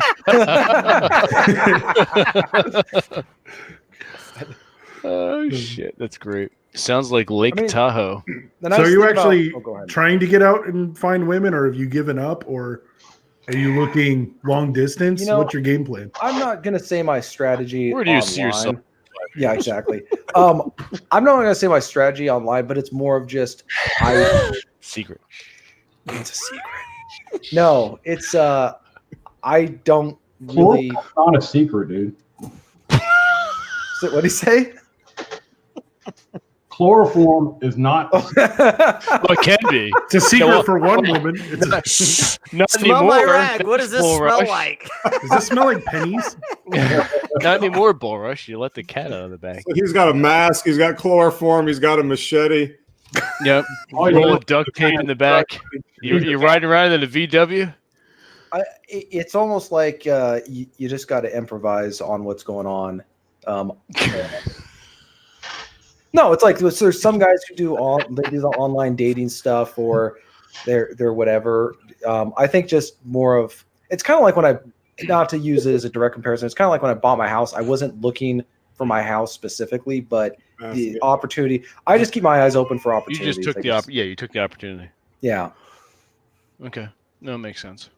I just feel like if you go rural enough. Oh, go ahead. Sorry. No worries. You're good. TJ, how are the women looking out there lately these days? And just in general, I mean, for your age range. I mean, I don't know. I just don't know. Here's super rural. But here's the problem. But here's the problem with the Pacific Northwest. We have an epidemic of tattooed women. No. See, that's never bothered me. tattoos. That's never bothered me that much. Depends on where they're at too. Yeah. Well, especially face tattoos. That's what you want to look for. Oh, no, yeah. so I'm That's a gonna hard give pass. I'm going to overgeneralize. Well, it's good for here. one thing. Really. I'm gonna generalize here, and because I just don't care. Oh, good things What happens come is- from Paint with blanket your broad brush. Yes. Now a nice little happy tree right here. Stroke it out. Stroke it out, TJ. No, what they do is they leave their conservative red state area. They leave their family and their community, and it's screw you, dad. They come here, and then they get a tattoo because there's just rebellion, or they got something, whatever it is. But it's like an oasis here, or sorry, not an oasis. Sorry, it's like a desert, right? It's a desert. All right. Well, that answered my question. All right. How about the rest? For Rob, there's water. I'm just kidding. We'll get to Rob because Rob will go off on a rant. Nick, how are the women out in your area? Because you said you're dating 3, so things are going well. Well, at this point, it's just 2, but at the time I was having that conversation, it was 3. Gotcha. Okay. Well, still 2 is good. That's not bad. Okay. It's good, but where I live in a fairly small college town, and you're not going to find a lot of, surprisingly to some, just this being the South, that's really where I came up with the whole Manchurian feminist idea from, because you're not going to find that many who, once you push them far enough, or once you let them get to know you well enough, that they're not going to start balking at, why do you get to make all the rules? And my response is always, because it's my life. If you don't like it, then somebody else will come along. And then they want to argue with me about that. So there's a lot of that down here. But the advantage that I have is that in traveling a lot for work, I don't have any of this right now. But a couple of years ago, 3 years ago, shortly after my divorce, and I started figuring out game again and everything. There were a few cities that I traveled to every couple of months, and I was trying to set up like, one in every port kind of thing. Mm-hmm. And I did fairly well with that for a little while, but it just never lasts. That kind of thing's not going to last. So you're constantly cycling through, and you have to keep meeting new women, because they're going to either get tired of you not being there, or they're going to they just have too many options. So if you're not going to settle down and invest anything, eventually they're going to hit the road anyway, which is fine, because I'm not going to settle down and invest anything. Exactly. How about you, Conk? Oh, man. So where I am in Missouri, we have the 2 M's. We have Mormons and we got meth heads. Oh, so you get to pick nothing your in poison. between. No, yeah. 10 minutes north is like the capital of RLDS in Independence, Missouri. That's 10 minutes north of me. Then 10 minutes south of me is just a bunch of trailer homes in the middle of the forest with Toothless Jimmy and his shotgun Gotcha. and his meth stash in his backyard. Right. So that's what I'm looking at here. I tried online here. Not great. Mostly just opportunistic approaches. That's about it. Gotcha. You hope you find somebody fresh out of high school that hasn't really picked an M yet. Gotcha. That's your best bet here. Yeah. A lot of it depends on what your purpose is, right? Because my purpose is, I'd like to meet some decent women who are younger than me, good looking, want to keep going out, don't want to try and lock me down too much, and so I just kind of keep rolling with that. It just means that you're going to see a lot of different people over the course of a year or however long of a time period you want to look at it. But you can find decent women to date. It's just a constant thing. But for me, sliding into my mid 50s, having been married 20 years and done all that thing, I have no desire to go back to that lifestyle again anytime soon. So it works for me. It's a much more difficult proposition to find women that it works for on a long-term basis. Gotcha. How about you, Bull Rush? You're down there in Texas. What's going on down there? Oh, the sluts are plenty over here. Slut Central, huh? Yeah. I don't know. It's like there's just so many of them. All you gotta do is just go up and talk to them too. It's not that hard. Exactly. And plus where I live too, we have a lot of concert venues around here. Oh yeah. Oh yeah. We have about half a dozen or more. So it's not real hard to go out and pull girls and stuff like that. Okay. It's just a question of like how much penicillin you want to take. You have to be preemptively aware, of course. Yeah. Sometimes you got to shoot up before you go out. Jesus. Preemptive strike, right? It's not my fault, dude. You put the condom on before you head out. Jesus. Yeah, I usually try to get rabies. So hopefully the rabies virus will fight theirs. I got to second him because I go to Dallas, Fort Worth area fairly frequently for work, and it's just loaded up with beautiful women everywhere over there. But again, that's the problem because they have there's a million women, there's a million men, they have a million choices. But I like going to Dallas because you can usually find even in the hotels where we stay at, which are usually the larger ones, there are they're just hot and cold running women everywhere in those places, and it's kind of a good hunting ground, if you know what I mean. Nice. Oh, absolutely. And we have a question in the chat that any one of you can answer. So is that a serious question? It could be a troll. If we'll still answer it anyway because it's sort of a valid one. If you're trolling, then we'll figure you out sooner or later. But I don't think it is. I can answer that. So can I? Because I did that, but I was married and I had a kid at the time. So, like, you're not going to do a whole lot of anything. Like, either do work or do college. How long are you going to stay in college? Don't worry about meeting people right now. Yeah, it's your education. So not a troll. Okay.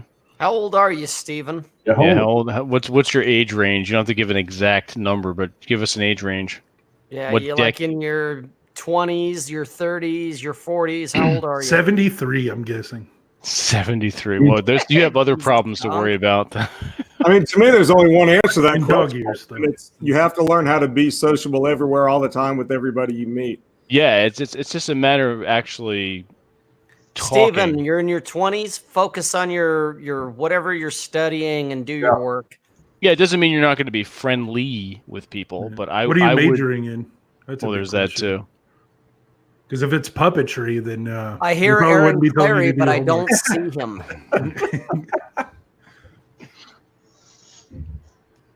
Yeah, no shit. Pick up chicks at the school. There are women everywhere. You can be, and the thing that I had to relearn after I got divorced was that, and this is one of the reasons why Rolo's stuff and Ryan's stuff resonates so strongly with me, is because I mainly kind of refigured all this stuff out on my own. I had never heard of them, never really even heard of Pickup. And I just did it all by trial and error. And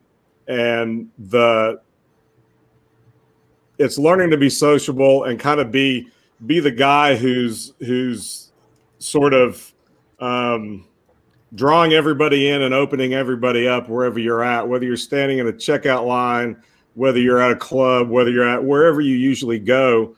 You can meet people all over the place. It's not that they can't be met. It's that you're not willing to open up and do what it takes to talk to people. And that's the thing you really have to learn. And there's no real way to learn that except by doing that, in my opinion. You just keep doing it. It's like anything else. It's like hitting a baseball. The longer you do it, the better you get at it. Got to grease the groove. Grease the groove. Yeah, just keep working at whatever you're doing with IT security. Don't waver from that. Don't waver from anything that you're doing. Anything outside of a woman, never waver from. Okay? Just doing don't. Your thing. They're going to find that. you if you're doing it right eventually. Yeah, and always remember, straight A students work for the C students. So don't try there's that a lot hard. to be said. There's a lot of truth in that. Yeah, that's for sure. All right, so before we get to Rob, we finished up with Bora. So Rob, What? You cried. What was the fucking question? You're welcome, Stephen. You're welcome. Well, we were talking about women in different areas. So what's it like out in the lovely area of Salt Lake? There is no spoon. Gotcha. Now, Okay? everyone, Guys, seriously, are there SJW, feminist, rabid, fucking rabie chicks out here? Of course there are. They're everywhere. They're anywhere you go. At some point, they're there. Whether they're a majority, a minority, they're there. They're here in Salt Lake. But like today, I go out. I'm doing my job. I go through a college area because I had stuff that I had to do, job related that's in a college area. And I saw 10 women in a row. 10 out of 10, they were all fat. Okay. And I'm like, yikes.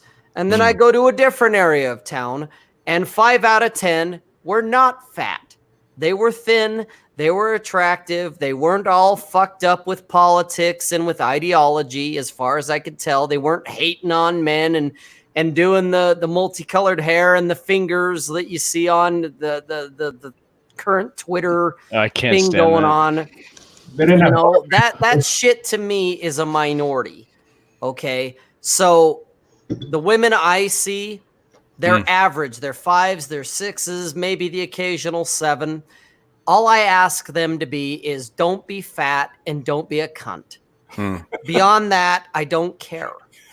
Okay? Do you hand them a card? Do you hand them a card to check off? Like, don't be fat, don't be a cunt. Like, I ask them. I got a question for you. Are you fat? Well, clearly I. Are you a kunti hanta? Yeah. Are you a kawanta ha ha ha? Do you have a gunt? Do you have a gunt? Do you exactly. have a gunt? Is there a gunt in effect? Speaking of guns, anyway, so I don't have any problem because apparently the majority of the women that I interact with, they never got the memo that you need to hate men and you need to be pissed off at the world for reasons, whatever those are. And so it's not a big fucking deal. There is no spoon. Yeah, girls don't care about that shit, man. They really don't. That's got to be another like. That's all media bullshit. Yeah. It is. It really is. Girls, I don't bring up the subject, but if it gets brought up, they just roll their eyes at it. I've never had them bring it up. Yeah. Never. Not once. And I don't bring it up because if you bring it up, guys, that is stepping on your own dick. Right. You're getting in your own way. Absolutely. Just fucking don't even bring it up because you know what? Talk to us, talk to guys about politics and SJWs and red pill and all that other stuff. Yeah, your woman's not. Your woman's she's not there to be your friend in that regard. Yeah, you will dry that pussy out like the sands of the Sahara. Yep. Don't fucking go there. Yep. Stay with the shit that gets her all giggly and happy and treat her like the little girl she is, and she will fucking fall in line. Seriously. or try to get the subject matter off of that as fast as possible. Mhm. Yeah, Because exactly. you understand though, yeah, some of these younger girls, they're socially awkward sometimes when it comes to Very. Yeah, you think? No, Jesus. they're a little spurty. So little. He's absolutely right. Well, I they've think got. go They ahead. have everything social media related. They have no idea how to relate to another human being face to face. They Because just they don't. stare at their fucking phone all day. Yeah. yeah, Yeah. that's why Absolutely. I got a bit of a topic switch. Okay. I think it applies to specifically Rob, but this came up in a Rolo show earlier today about short man game. Right? Yeah. How much does that affect your dating life, and how do you get around it? Because a lot of guys were trying to black pill, say it's impossible, give up, shoot yourself kind of crap. Okay, being short, if you're going to use that as an excuse, I did a video and I think I might have wrote about this, but You I know did. I That did was a good video. about it. Yeah. Okay, and I even referenced Coach Red Pill in it because it was his video that got me thinking about it. Yeah. Here's the deal, okay? If you're going to use height as your reason of why you can't get girls, then you're correct. Okay, it's a cope. All right. I've had plenty of women in my life. Some of them, my ex-wife was taller than me. I've dated women that were almost 6 foot. And now, I'll put it in the chat. Huh? Yeah. I found your article. Oh, there it is. Yeah, there's the post and the video. You can go to my YouTube channel. It's in there somewhere. It's called On Being a Short Man. It's probably related through your post anyway. So I'm sure it is. Yeah. I'm sure it is. I'm sure they're related. But it's never been an issue for me unless I made it an issue. Okay. Going back real quick, when I was in my mid-20s, I dated a girl who was like 5'11". And initially when I first met her, I thought, wow, she's a tall drink of water. But I didn't think anything more than that. And then she met my dad. Okay. And my dad is 5'11". Apparently I got the short gene from my mom. Well, when I saw her eye to eye with my dad, they're shooting the shit. Then it became an issue for me. And guess what? Then it became a fucking issue for her. Up until that point, it was no issue for her. She didn't look at me as, oh, you're a short guy. Okay. My ex-wife, it was not an issue for her because I didn't make it an issue for her. That wasn't why we got divorced. We got divorced for other fucking reasons that had nothing to do with height. Whether it's me being short, her being tall, it's irrelevant. Okay. Most of the women I've met, they are my height. Preferably, I like them a little shorter because that's me. But it doesn't stop me from meeting women who are taller than me. Okay. Here's something that Coach Red Pill and I agree with because I've experienced it. And that is when you're a little bit, either you're the same height as her or you're shorter than her, you kind of fly under her radar a little bit. Okay. Mm-hmm. Most guys, on average are taller than the women, and guys that are big dudes, whether they're tall, they're big, whatever it is, they tend to intimidate women. And that is something tall guys have to deal with. I don't have that problem. I fly under the radar. It doesn't become an issue. Okay. So I can get right up next to them. I can start talking them up. I can start putting, running game on them, whatever you want to call it. And is there a short guy game? No, it's just game. I thought it was limbo. You run it no differently than a tall guy would. Though I have heard that wearing a Keebler elf costume helps. It could. It could help. At what point do you pull out the chloroform? That Make sure you put later. it on your grabby steak so you can put it up there. Right? Well, yeah. Hey, smell this, will you? Tell me what that smells like. You got to come up behind them. Yeah, make sure to bring your stool. Yeah. Right. Exactly. Okay. Being short, if that is your excuse, that's like the look smacks excuse. That's like the I don't have enough money excuse. It's a cope. It's a buffer. That's exactly what I was going to say, because that was my point, is like, short guys still get laid, fat guys still get laid, broke guys still get laid, right? Yes. What girls are looking for in a guy is a lot more complicated than what guys are looking for, right? Correct. No amount of lipstick on Amy Schumer is gonna get me a hard on, right? There Not you go. really. It either is or it isn't. Girls are a lot more malleable, and it's a lot more on your image overall, and not just one specific attribute. So Unless they're like correct. super Yeah. gold diggers. And That then there's no mental point point of origin that Rollo always talks about, that's aside from just having, whatever your physical game is, put together right, mental point of origin is really everything. And once I had this opportunity, I went out with this chick who was she was a former cheerleader, both college and NFL, easily the hottest chick that I've ever been out with in my life. Nice. And luckily I met her when I had, my mental game together and I wasn't intimidated by her. And that did two things. One, it was just a great time. And, it was, she was just, everywhere we went, it was crazy because, everybody, we went into a restaurant, everybody stopped eating and just stared at her when we walked by. And I was like, fuck yeah. And then, but the second thing is the fact that, she and I got together. My confidence, I never really worry about confidence. And I think people think too much about confidence. I think people need to think about, do this to get this result. And it needs to be action oriented more than mindset. I think you got to get out of your head, not calibrate your head. Yes. The actions will do that for you over time. But, after that, after she and I, went out and, had our brief time together, whatever confidence is, mine just went through the roof. And I stopped believing in limitations after that. It was like, I can get anybody I want to now, whether that's a heuristic or whether that's accurate, I don't even give a shit anymore. Yeah. And, she was so much younger than me. She was, just, very hot. And you just got to keep plugging away at it. And if you do, eventually those behaviors start changing your mindset. You'll have that almost that aha moment. It's not the right. It's not the other way around. You just have to focus. Because I coach a lot of guys that I work with and stuff about, mindset. But my thing with them is quit worrying about your mindset at all. Just think about it in terms of, hey, if you want directions to Disney World, you go to somebody who knows how to get to Disney World, you ask them directions, you get what you want. If you want to go out with some chick, you go talk to her, you ask her out, eventually you get what you want. And stop trying to psych yourself into all this shit all the time.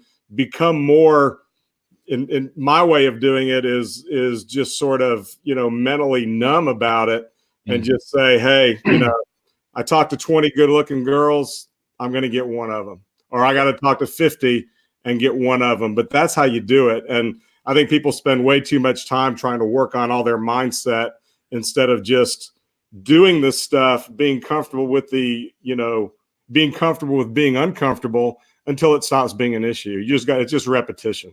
There you go. Did any of you guys see the Monday show with Rich Cooper and me? I have not. No. Oh, no. Well, Sean Smith brought up a really interesting story. And that reminded me a lot of it, Nick. He was talking about like one of the ways Sean's eyes got opened is the first time he got in a fist fight in middle school. And he got punched in the face and dropped like a sack of potatoes. And then he realized from that moment on, oh, that's a punch. I'm no longer scared of any man ever again. It wasn't that bad. Yeah, right? That reminds me a lot of your story you're talking about. Like, wow, I dated a freaking, NFL cheerleader. Anything's possible. You know what I mean? There you go. That's right. It's Yes. that sense of exposure, like opens whole new worlds and whole new doors you didn't know existed. Right. Well, That's right. and I liken it to the guy, I don't remember who it was, but there was a guy back in the day that broke the 4-minute mile. Okay. Before that time, nobody had done it. Then one guy comes along and does it. And then right after him, like back to back, like 3-4 other guys did it. Okay. This is no different. Right. When I was the guy, when I was younger, I figured, oh, young girls aren't going to be interested in me until I met a woman who was 20 years younger than me, who was interested in me. And she wasn't interested in my money or my height or 6-pack abs or whatever bullshit you want to throw out there. Okay. And when that happened, that's when it's like, oh God, if there's one, there's more. And all I have to do is look around me, and whatever it is I want to accomplish, all I got to do is say, well, who's done that? Oh, well, Vince is fucking mummy wrapped some chick. Well, guess what? That means that's possible.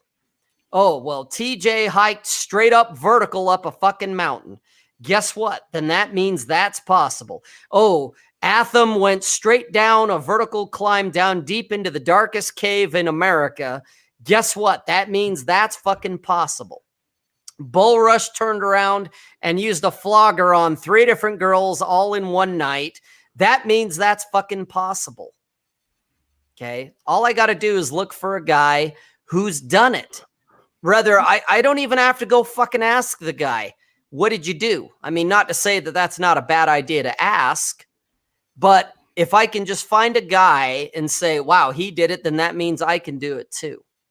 And if I can do it, then any of you motherfuckers out there can do it too. Exactly. If I'm 5'4" and I can date 20 fucking 7-year-old girls or 25-year-old girls, Rob brings hope to you all. If I can do that, then any of you guys can too. And if you say you can't, you're right. But it's a cope. Right. You're fucking coping. You're using it as a buffer. You don't get wanna out put of your in the work. heads. Get in your body. You don't want to put in the work. One thing I'll add to that is to limbo though. That's the only thing. What? You'll kick our ass at limbo. There you go. See, there are advantages to being short. I will win every every competition of limbo. I will get you. Jesus Christ. I think that there's a separate reason why men should try things even if they know they're not going to succeed. That's why I got married. Well, no, what I'm saying is that you learn other things. One, you learn to deal with failure. You know, like for example, when I was starting out weightlifting when I was 16, one of the first things that my gym instructor said to me while he was, he kind of took me under his wing, he said, TJ, you cannot succeed if you don't fail. And so often a lot of men have been conditioned to believe that failure in any regard is better to avoid than to fail and keep going forward, because I don't know what it is. Maybe it's because we just have a loser mentality in our society now, or we have, but it's when you fall, it's a kind of cliche, but the Batman Begins line, why do we fall? So we can learn to pick ourselves up again. I think that is, men need to hear that and need to internalize that. And once they do that, they need to be allowed to have that happen to them as young children. Yeah. There's a lot of men. I don't know how prevalent this is, but I know I know some men who were raised to believe that failure, they call it the catastrophic mindset. If you don't get an A on all these tests, you're going to be a loser working at McDonald's. If you don't, if you ask a girl out and she says no, then perfection is your mental prison. Yes, exactly. If you think you have to get the right line and get just in certain shape and blah blah blah blah blah blah blah, you're never gonna fucking go anywhere. And so you need to get out of your head. You need to stop studying pickup. You need to stop worrying about, I got to work out and make sure I got 6-pack abs and I got 6 figures and a 600 horsepower car and all that bullshit. Fucking knock it off and just go out, start talking to girls, start doing whatever it is that you want to do. Are you going to fail? Yeah, you are. You're going to fucking fall down. You're going to get told no, whatever it is. And then it's like you're going to get punched in the face. And then you're going to realize you're not going to fucking break. You're not going to shatter into a million pieces. You're going to get a nosebleed. You're going to get a fat lip and you're going to go, oh, that wasn't that bad. Fuck it. And then you're going to do whatever you want. And you'll find out it's all here. It's all in your fucking heads. If you look at like classical poetry and epic poetry and stuff, the epic heroes, they discovered who they were by testing themselves. It wasn't I'm creating myself by reading all these books and thinking all these things. It was a matter of testing yourself in the world to find out who you were, and in the process of doing that, you're also creating who you're going to be in the future. That's, I think, one of the things that is most lacking amongst the younger generation, who are absorbed in nothing but, mental stuff, whether it's video games or, stuff like that is all just, taking place in the imagination. They don't live enough in the physical world. And I don't think you can really become a man unless you start testing yourself in the physical world, testing your capabilities and learning how to both, learning how to win, but also learning how to pick yourself up when you don't and keep going. And those things are indispensable to becoming a man. You can't become a man without that shit. It just doesn't happen. Yeah. And so that's the thing that I think is lacking amongst the millennials and, some of the people who struggle with this more is they just don't do anything. Yeah. No. I was going to say, this is exactly what I was talking about on Monday on Rich's show. The whole hour and a half was about rites of passage, which have 3 elements. It's separation, leaving your house, leaving your mom's side, getting out of your comfort zone, doing some trials and tests that transform your thinking, and then you reintegrate as your new social role as a man instead of a boy, right? Those are all the things I was talking about. And I just want to throw this in because it occurred to me. I think that I don't know if anybody's seen the Joker film, but that's, I think, part of what made the main character so broken is that he was never allowed to go through, among other things, a rite of passage because he was constantly at his mom's side. Yeah, he was 40 years old and still in his mom's frame. He never got his own. You know what's I don't know how much you guys know about Herman Melville, the guy who wrote Moby Dick. He lived with his mom, I think, his entire life. Now he went out and traveled and all that stuff. So I wonder if that's part of it, that same dynamic. But that's a really good point about how men need to go out. That was really epitomized in that scene from 300 where the king, Leonidas is a young man, goes out and kills the wolf, and then he comes back and everybody's bowing before him because he's the new king, and he's earned his title, right? And he's a complete man because he's gone through a trial and hardship. That is completely denied to young men, and they're not going to find that out there, so they got to go create their own rite of passage where go do something very difficult that puts you out of your comfort zone, that forces you to confront what you're afraid of. There's a saying a buddy of mine has where he'll talk to people and he'll just say, "What are you afraid of?" And he doesn't just random people, but like when someone's struggling with something, he just goes, "What is it that you fear?" Whatever that is, you got to confront it. Yep. You got to go face. Why don't we go in there and face the peril? No, it's too perilous. Well, that's the reason why it's such a tragedy for boys to be raised in households without a father or raised by mothers, because mothers don't want you to hurt.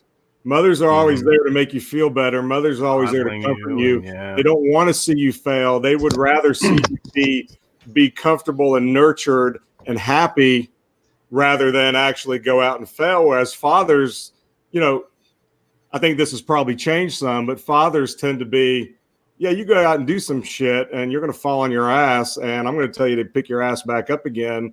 And that's going to be an integral element to helping you become a man. And, in the South, I don't know.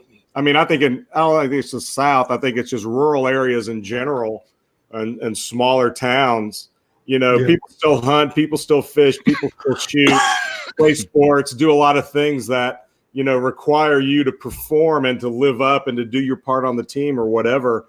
And I think that kids who are missing out on that are truly, boys are missing out on really the opportunity to become a strong, independent man, which is what they all should be encouraged to be. Yeah. But you grew up with a boy needs to hear "Stop crying," or I'm gonna give you something to cry about.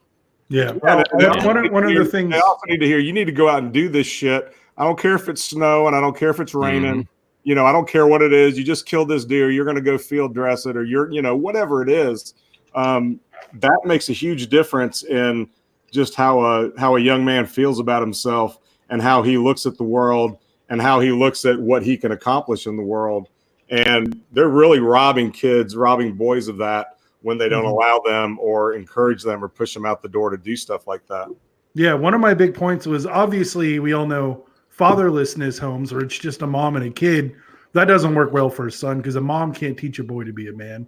Correct. We know that. But also the next biggest evil is not just no dad, but the 9 to 5 dad is just as bad, because kids learn from watching and watching the sponges, dad go through stuff, right? Yeah. But if your dad leaves at 9, comes back at 5, and then sits and drinks beer and watches football all day, Like, what is he learning from you, right? Yeah. You're leaving to go do all that, and now you're just by yourself with your mom or your female teacher or your female babysitter, right?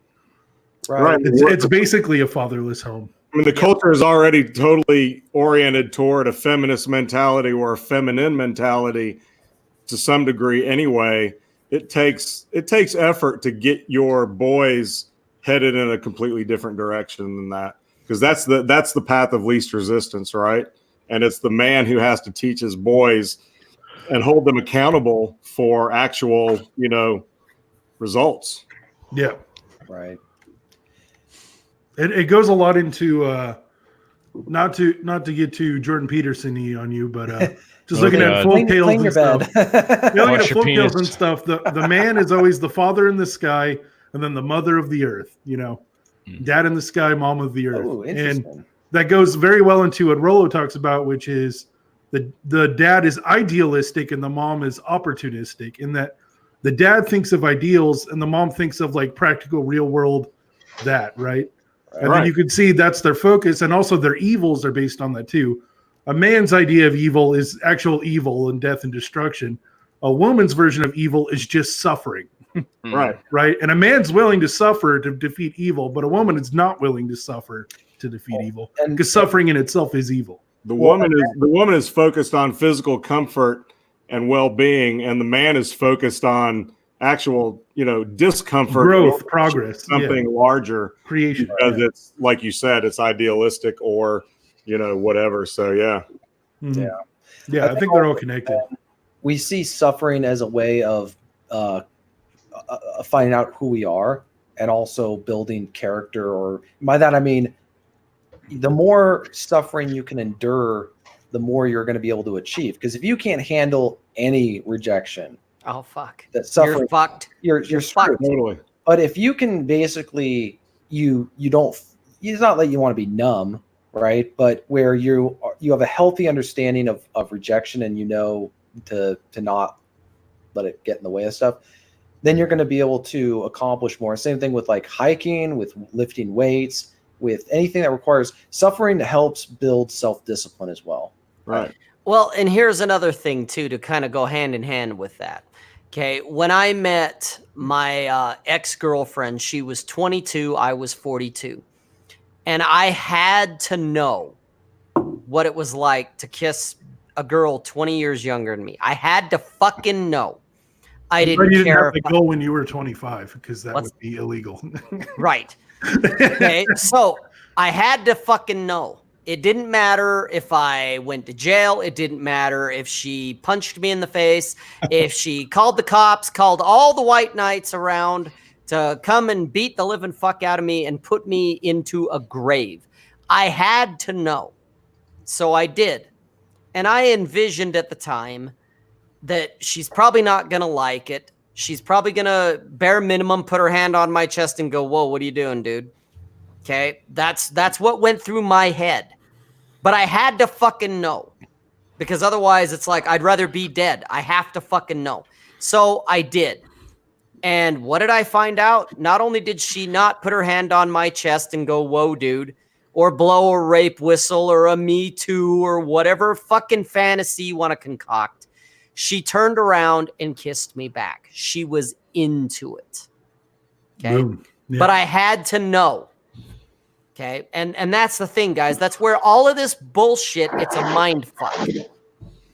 It's all a fucking mind fuck. Whatever you want to do within, obviously the realm of fucking physics, you can do it. Okay. You want to go get a certain job, go get it. Go ask. You don't need to go get a perfect degree or whatever other bullshit. You just need to be able to fucking say, "I'm going to go in there and I'm going to do this." And maybe you get it. Maybe you don't. At least you tried.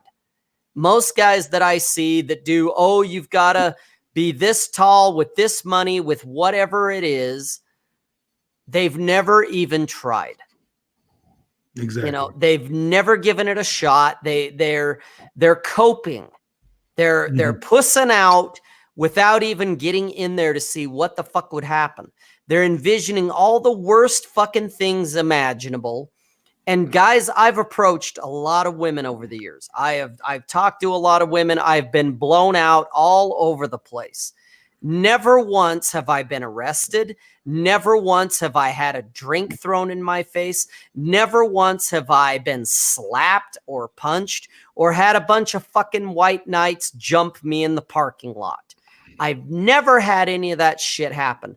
The worst I've had happen was a woman telling me to get lost and another woman to tell me to fuck off. That is the worst I've had happen to me.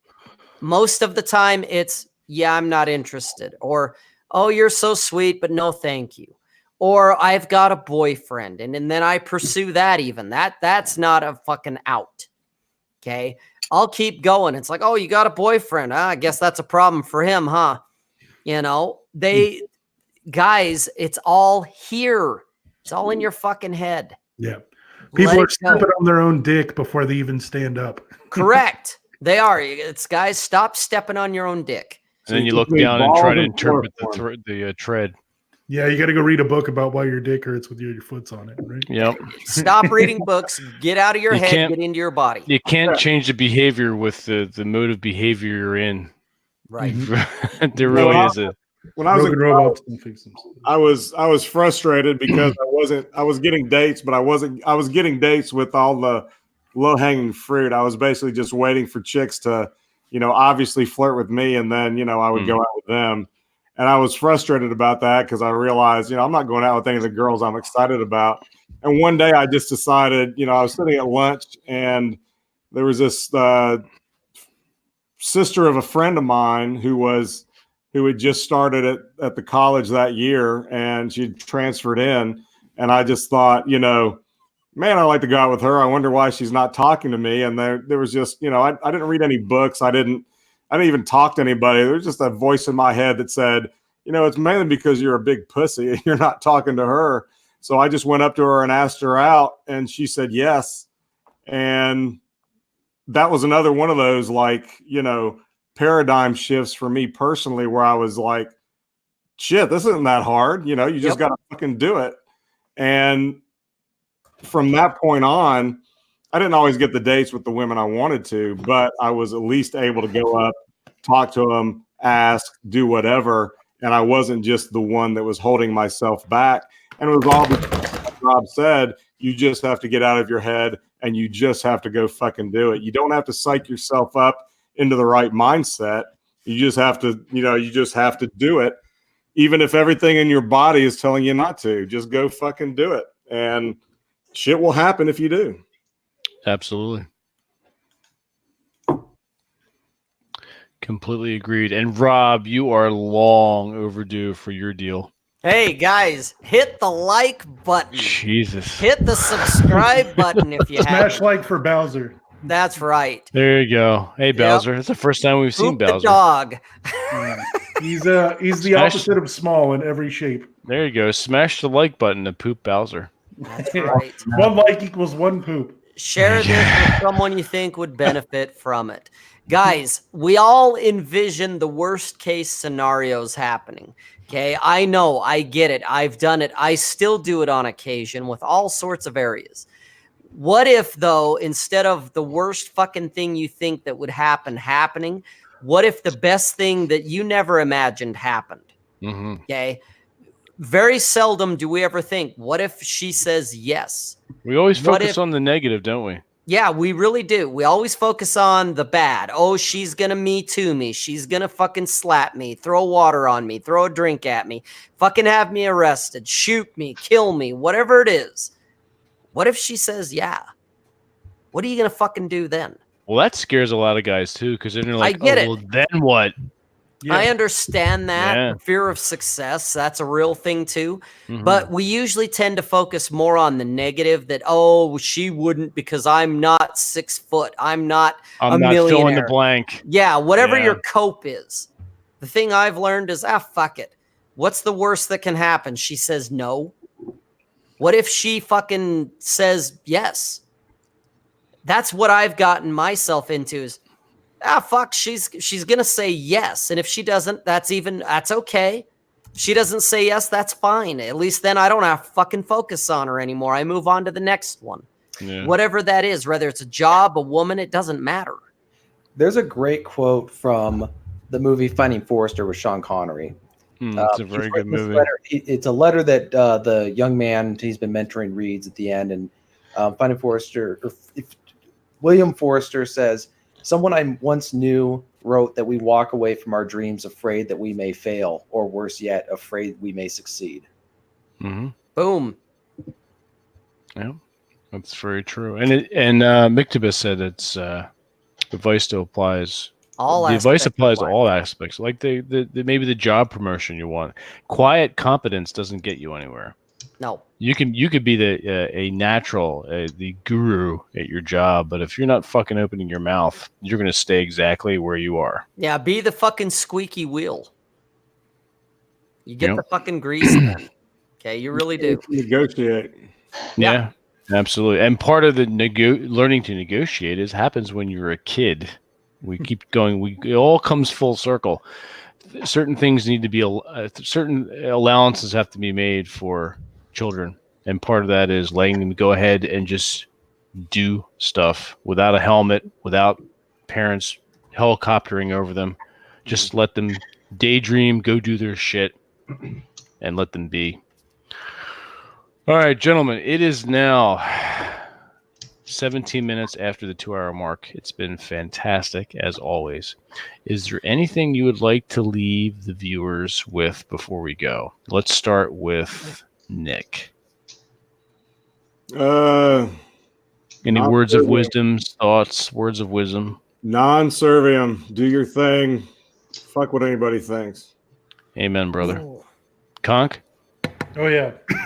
And I could go on a 2-hour tirade with this, so I'll try to make it as brief as possible. Yeah, uber brief. Yeah. So we keep talking about all of these copes, right? And all of these mechanisms and all of these shooting yourself in the foot.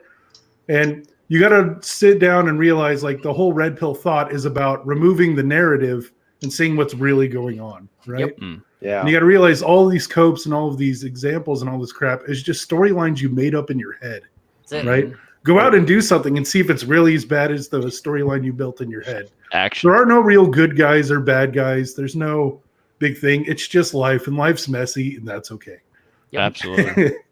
I'm changing mine to conks. That was better. I like that. All right. Bulrush, how about yourself? Anything you want to leave the viewers? Anything? Any advice or words of wisdom? Fuck them. Guns. There you go. I like that's my favorite. All right, Rob, how about yourself? Get out of your head, get into your body, guys. Take fucking chances. Get into your balls. No shit. Just fuck it. Because what is the worst? The worst is regret, which is that you never took a chance. Because then you always fucking wonder. Don't do that. Go take chances. Fuck it. What's the worst that can happen? Seriously. They can only kill you once. Yoko. That's it. You only get killed once. That's it. This isn't going to kill you guys. It's really not. Son of a bitch. Right, Dropped Teej. So what did you say? What did you say, Rob? Before I drop the fuck out? No, you're too late, Vince. Oh, watch the replay. he gets 2 endings. That's not fair. I'm telling God. Vince gets to watch the replay. TJ, your turn. I don't watch my own show. Fuck that. Go ahead, TJ. You're next. I would say your freedom, if you have your freedom and independence, they're the 2 most important things you were given in this life. Do not give them up. Yes. Amen. Well said. Vince? I will co-sign. This is the easy part for me because I can just say, "Oh, I co-sign on everything that you say." So I do co-sign on everyone on this panel, but I also say, and I will quote again from the newsletter that I put out a little while ago, my own essay, and in it I mentioned a Buddhist monk, a Roshi. He once said, "Do not squander your life." Okay. You can believe whatever you want as far as an afterlife is concerned. Okay, that's fine. I get that. I have no problem with that. I'm not saying don't believe that, but you're here now. So don't be a dick, don't do anything illegal. Try not to. But take care of yourself, gentlemen. Okay? Make it about you. And always move forward and always action. I don't care how you feel in the morning and I don't care how depressed you, just always forward action. Okay? we'll leave you with that. So, Rob, where can you find us? masculinegeek.com. There you go. Excellent. Now, everyone knows that. Now we don't know about our guests. Nick, where can everyone find you?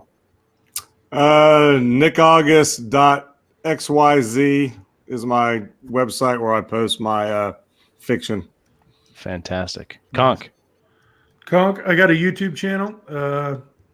It's probably a bunch of random letters because it's not monetized. Make one. But just look up Conk in YouTube. I'm also on Twitter, Vanguard_Conk, and VanguardConk@gmail.com. And I do a lot of work with Rich Cooper and Rilla Tomasi behind the scenes. Rich has an awesome show tomorrow, by the way. He's actually interviewing Coach Red Pill about YouTube and demonetization and censorship. Cool. So it'll be cool. Okay. I'll definitely be there. So Nice. And Borush and yourself? What?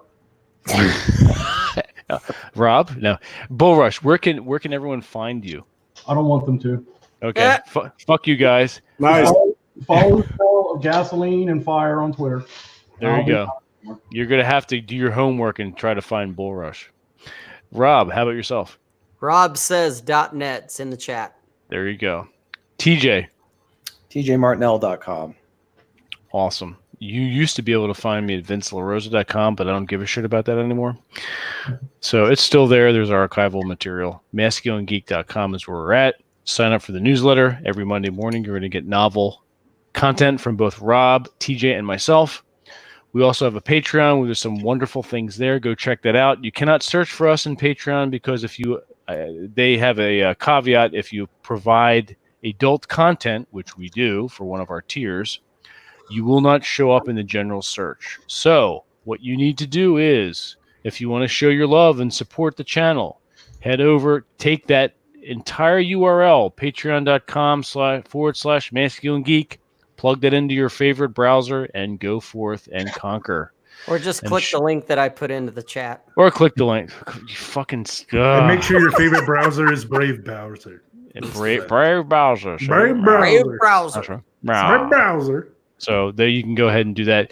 We are working on our first Masculine Geek book, one of many guidebooks that will be coming out. The first one, the first draft, we've put a self-imposed deadline because you need to do this, fellas. Put a deadline on yourself for any projects you're working on. Otherwise, they will languish forever. Our first deadline for the first draft will be the end of February.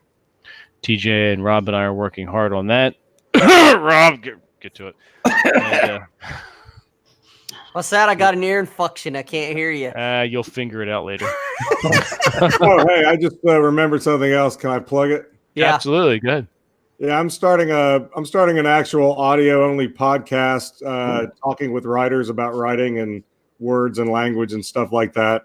I'm not as far along with that yet as I hope to be, but look for that coming soon. Okay, TJ and I will be guests on that if you. Absolutely. Yeah, Conk could be a guest on that. You could teach me how to fucking write because I never do that. You can't teach people how to write. Just do it. Sit down and do it. It's not language, so it doesn't have to necessarily be writing. So it can be foul language like mine. Rob is a master of foul language, that's for sure. So what else about Masculine Geek can we plug here? Patreon. What else am I missing, TJ and Rob? What else are we doing? TJ, we're doing that. We have the Patreon cartoon hour, and then we do TJ. You and I are doing the religion, history, and spirituality. Yeah, we're talking more of like not really theological stuff. It's more of just concepts like we were talking about the importance of a study for a man, like a study room that's dedicated to the stuff that he values, and it represents him and all that other stuff. So that kind of a discussion, and then I've got actually an interesting one for the next episode, and I'm sure because Vince already does this stuff, so that's true. Shouldn't that be a full house, not just one room? Well, yes, the house is yours, but you still have an inner sanctum. You have an inner sanctum. Yeah. You have a redoubt. You have your command headquarters. A fortress of solitude. Yes, and here's some trivia. I mentioned this before. Fortress of Solitude is not a Superman thing. Nope. Yeah, it is Doc Savage. Huh. And it started in 1931 to 1933. Cool. That is a Doc Savage Pulp Fiction era Was thing. it still made out of meth crystals in the Antarctic?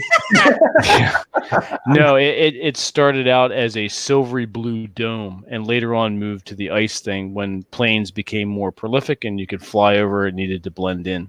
So one of the chapters that I'm writing in the Masculine Geek book has to do with Pulp Fiction and specifically Doc Savage, because Doc Savage is a character that, not for anything, a lot of the superheroes were derived from. Superman, to some extent Batman, a few others. But Doc Savage was not a superhero. Oh. He was just a man, blood and sinew. So I will talk about that more in the book. You're going to need to buy that. Anyway, so gentlemen, it was a pleasure talking to all of you. It was a pleasure having you on the show, as always, and we will have to do this again, obviously. It's always a good dynamic, always a good interaction. Everyone, thank you in the chat for joining us, as usual. It's been a pleasure interacting with you as well, such as I did. And we will see you all next Wednesday, same time, same channel. Bueno. Indeed. Until then, keep the fires burning. Word. Thanks. We didn't start the fire. Yeah. It's been burning since the world's been turning.